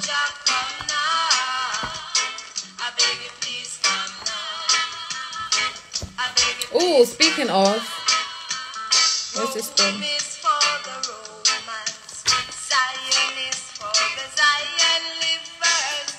This YouTube video is a vibe. Yeah, I guess they just, I don't know, it's a mystery, right? There's not even pictures of him. My grandma didn't have a birth certificate. See, I think it's for, let me get my words together. A lot of our documentation, our ancestors, our elders' documentation, especially in Caribbean, Jamaica, is messed up. And it's really irritating for me to get certain things in order, because they specifically messed up so many of the last 2 generations identification. So I feel like unless you're completely, far removed from the system, if you're still within the system and you don't have certain documentation, it just makes everything super hard. And if you don't know the power, then yeah, it's kind of fucked. Many people born a certain time didn't have, yeah, because they didn't always exist, did they? Nation of Islam developed their militancy from Garveyism. That's what I'm saying. Like, Marcus Garvey is a very important pillar in all these communities. He taught Elijah Muhammad 3 years and 4 months, and he's nowhere to be seen since. Oh wow. The rest is religion to me. Yes, Samson. Where you get your information? Trust me, Bliss. Yeah, so I've been looking into birth certificates and stuff, but yeah, man, it's definitely long. If you want, to use your granddad or your grandma's information, man's got, your name is Philip, spelled, Phillip, and then they put Fillip. Like, they just be doing stupid stuff. Like, they messed up my granddad's name on my mum's birth certificate. They messed up my mum's name on her birth certificate, and now we're having to, like, the fact that there's even a service to change names and to correct names. Why were the names wrong in the beginning? Like, I just don't understand. So now I have to pay to get the name changed. My mum just ended up changing her name, so it just worked out that way. But you have to change your name or pay for this, pay for that. It's like £90 for a mistake that you made. It's not like we decorated these birth certificates. These are things that they made. So it's just like, bro, I just can't even deal.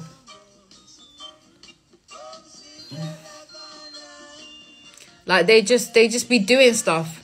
Alexander, they spell it as Alexandra. Who told you to do that? Like, what is happening? Purposeful tampering with documentation. Definitely, because why do so many people whose grandparents were part of the Windrush generation specifically, all their documentation is messed up? That is not a coincidence. That is not a coincidence. Definitely not a coincidence. And the books are kept in poor condition. Just a joke, bro. It's just a joke. But, you know, this is like, they're just trying to make another stream of income. And they did it. £90 to change one mistake that you made. Like, that is just ridiculous, honestly. Ridiculous. So speaking about infiltration, right? So this chapter, I was just scrolling through, I saw this. It's called Traitors. So in the fight to reach to the top, the oppressed have always been encumbered by the traitors of their own race, made up of those of little faith and those who are generally susceptible to bribery for the selling out of the rights of their own people. And we all know that in order for outside external forces to come in, someone from the inside has to let them in, right? How can you get in if no one's letting you in? So, you know, there's definitely people that look like us, but like I said earlier, they look like us, but they work for them, right? They also make it seem like an issue when you're collecting information on your family name, bro. It's just so low. My nose is itchy. As Negroes, we are not entirely free of such an encumbrance. To be outspoken, I believe we are more encumbered in this way than any other race in the world because of the lack of training and preparation for fitting us for our place in the world amongst nations and races. The traitor of other races is generally confined to the mediocre or irresponsible individual, but unfortunately, the traitor among the Negro race the traitors among the Negro race are generally to be found among the men highest placed in education and society, the fellows who call themselves leaders. For us to examine ourselves thoroughly as a people, we will find that we have more traitors than leaders, because nearly everyone who essays to lead the race at this time does so by first establishing himself as the pet of some philanthropist of another race, to whom he will go and debase his race in the worst form, humiliate his own mankind, and thereby win the sympathy of the great benefactor, who will dictate to him what he should do in the leadership of the Negro race.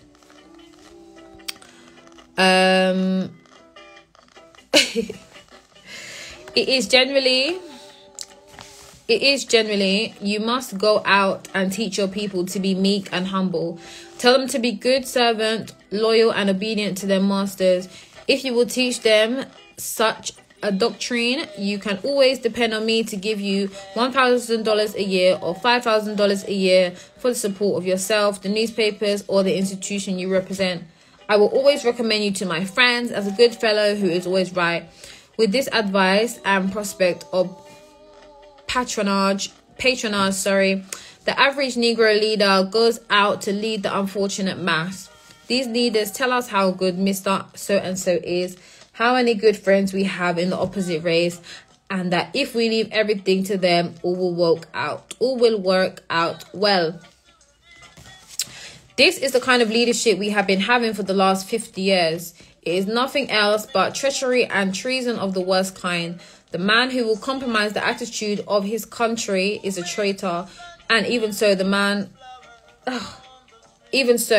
who will compromise the rights of his race can be classified in no other way than that of a traitor also. Not until we settle down as 400 million people and let the men who have placed themselves in the lead of us realize that we are disgusted and dissatisfied, and that we shall have a leadership of our own and stick by it when we get it. when we get it, we will be able to lift ourselves from this mere of degradation to the heights of prosperity, human liberty, and human appreciation. Well, damn. And I think definitely, you know, this is reflected in politics. Oh my God, my nose is red. I mean, Obama, what's her face? Kamala. Even in like the entertainment industry, we see this all the time. You know, they look like us, but they work for them essentially, and their goals and their agendas are not of black people. So it's Palo Santo Ash. They don't have black agendas. This is why I said being black is more, it's not about literally the color of your skin. It's about your political agendas, your morality, your ethics. It's deeper than skin color, because not all skin folk are kinfolk. Terry Crews, that's the actor, isn't it? So many, like so many. And you know, like, if you find black people having to defend white people, saying, oh, but they're good people, like, he's good, like, trust me, like, he's not like them, then you need to go the opposite way, okay? Because what is happening? Marcus Garvey is not impressed. No, he's not. But yeah, we definitely have traitors in the community, even on like a small level. Like, you know, people that are rocking with the team, with the winning team, people that are rocking with the community, people that are prioritizing the community's agenda, what the community needs. And like Marcus Garvey said, as long as he is a part of the race, he's going to do what he needs to do to essentially push the race further and make sure that his agendas are in alignment with what the race needs. That is what being race first is about. This is a great book, man. You can even read it like reference book. So just go through the chapters, and if one resonates with you, or you can read it cover to back. Sorry, excuse me. It's entirely up to you. I'll read the back quickly. Philosophy and Opinions of Marcus Garvey is one of the most iconic and revolutionary collections of speeches and essays ever written. Originally published between 1923 and 1926 in a two-part series, it has now been updated into one great book. Travel back in time to the birth of the Pan-African movement. A people without knowledge of their past, history, origin, and culture is a tree without roots. Marcus Garvey. So yeah, that's enough reading for today. But definitely this book, or Message to the People, one of my favorite books. Like, I need to buy another one because I gave mine away. But I finished it. It was such a great read. Like, I'll just take it out with me. It's small enough to go in your back pocket, like, or your jacket pocket. You can carry it out when you have time in between stuff. Just read it. Listen to some of his speeches. He speaks very fast, Marcus Garvey. Yeah, man, definitely take some time to get to know him and his works, what he done for us, how much impact he had on the world. Like, why is he not spoken about? Like, to the degree that he needs to be spoken about, bro.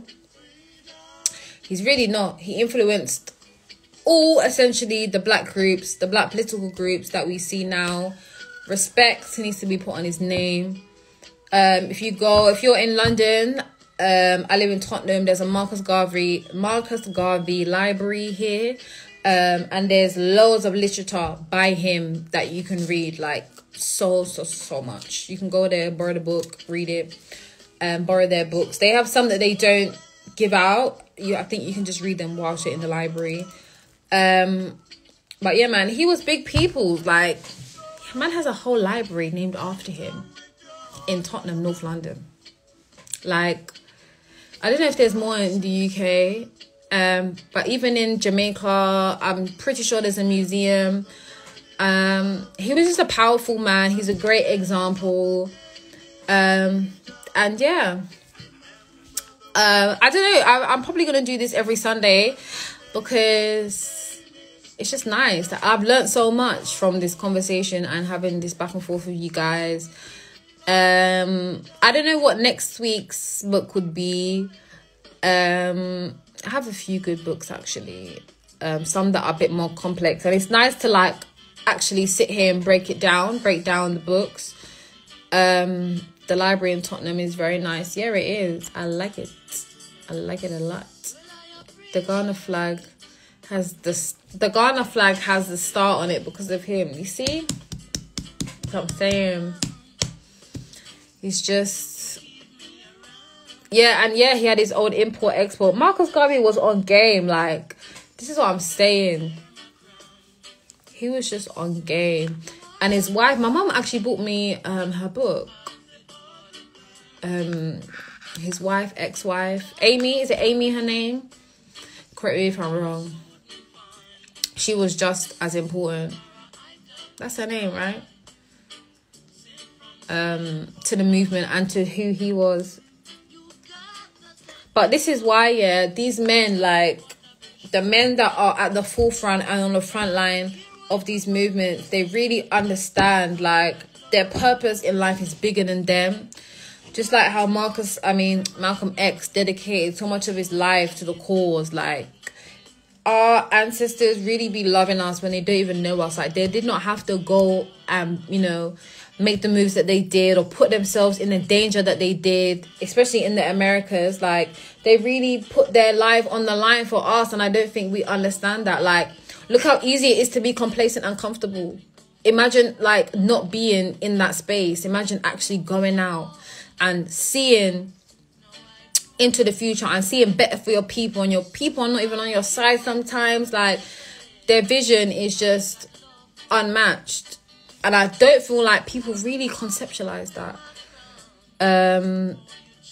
Thank you, Nicole. Thank you. I'll tell her, she'll be happy that you said that. But yeah, like, it takes a lot to be a revolutionary and to go against the status quo.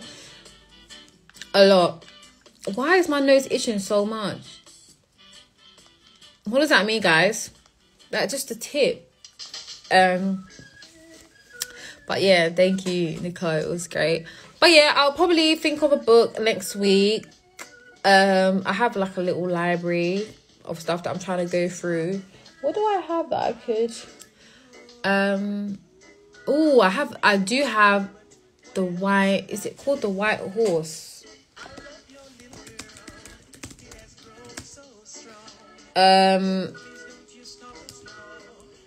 What is the book? Is it The White Horse? Oh, Behold a Pale Horse. Have you guys read that or heard of that book? Yeah, Behold a Pale Horse. Oh, I missed the crystal session. She's gonna do another one. My nose. She's gonna do another one soon. Behold a Pale Horse. I bought that book ages ago. I bought that book like 3 years ago. No, in 2014. I'm on Amazon. It tells me when I bought it. That will be a good book to go into.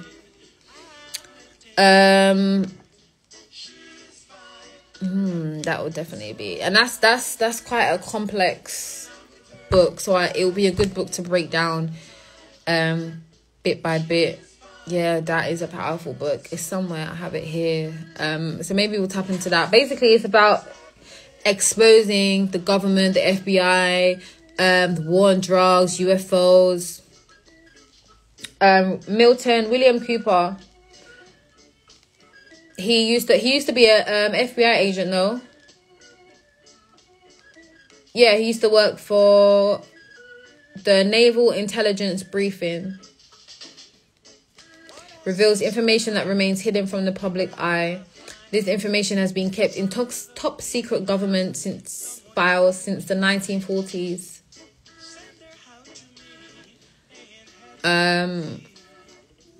Definitely a book that we can tap into. I also have... Yeah, so maybe we'll do that book next week. Talk about some aliens and some shit. I don't know. I'll see. But right now, I feel like that. I'm looking like Rudolph. So I'm going to go. But I don't know what's happening. But I hope you guys enjoyed this little virtual book club. It's been great conversation. Thank you guys for tapping in and tuning in to me. I hope you took something from it. So yeah, I will see you guys. Actually, Thursday's topic podcast, we're going to be speaking about being high vibrational beings, being light beings, and just being able to identify low vibe people with dark energies, and just how to protect your energy, and just about being light, man. Just about being light and the responsibilities that you have as a light worker, as an earth angel, my new favorite saying. So yeah, thank you guys. Oh, thank you, Nate. Maybe next week, if one of you have the book, in fact, I'll put up what book I'm going to choose, but maybe someone can jump on with me and we can actually have a dialogue, a back and forth, more information being shared. But thank you guys so much, and I'll see you guys if you join the podcast on Thursday. If not, have a great weekend. Stay blessed, stay high vibe, stay light, stay on your grind. Full moon tomorrow. Make sure you read your birth charts and check on your energies, what it's saying, you know what I'm saying. But yeah, have a good night, everyone, and peace.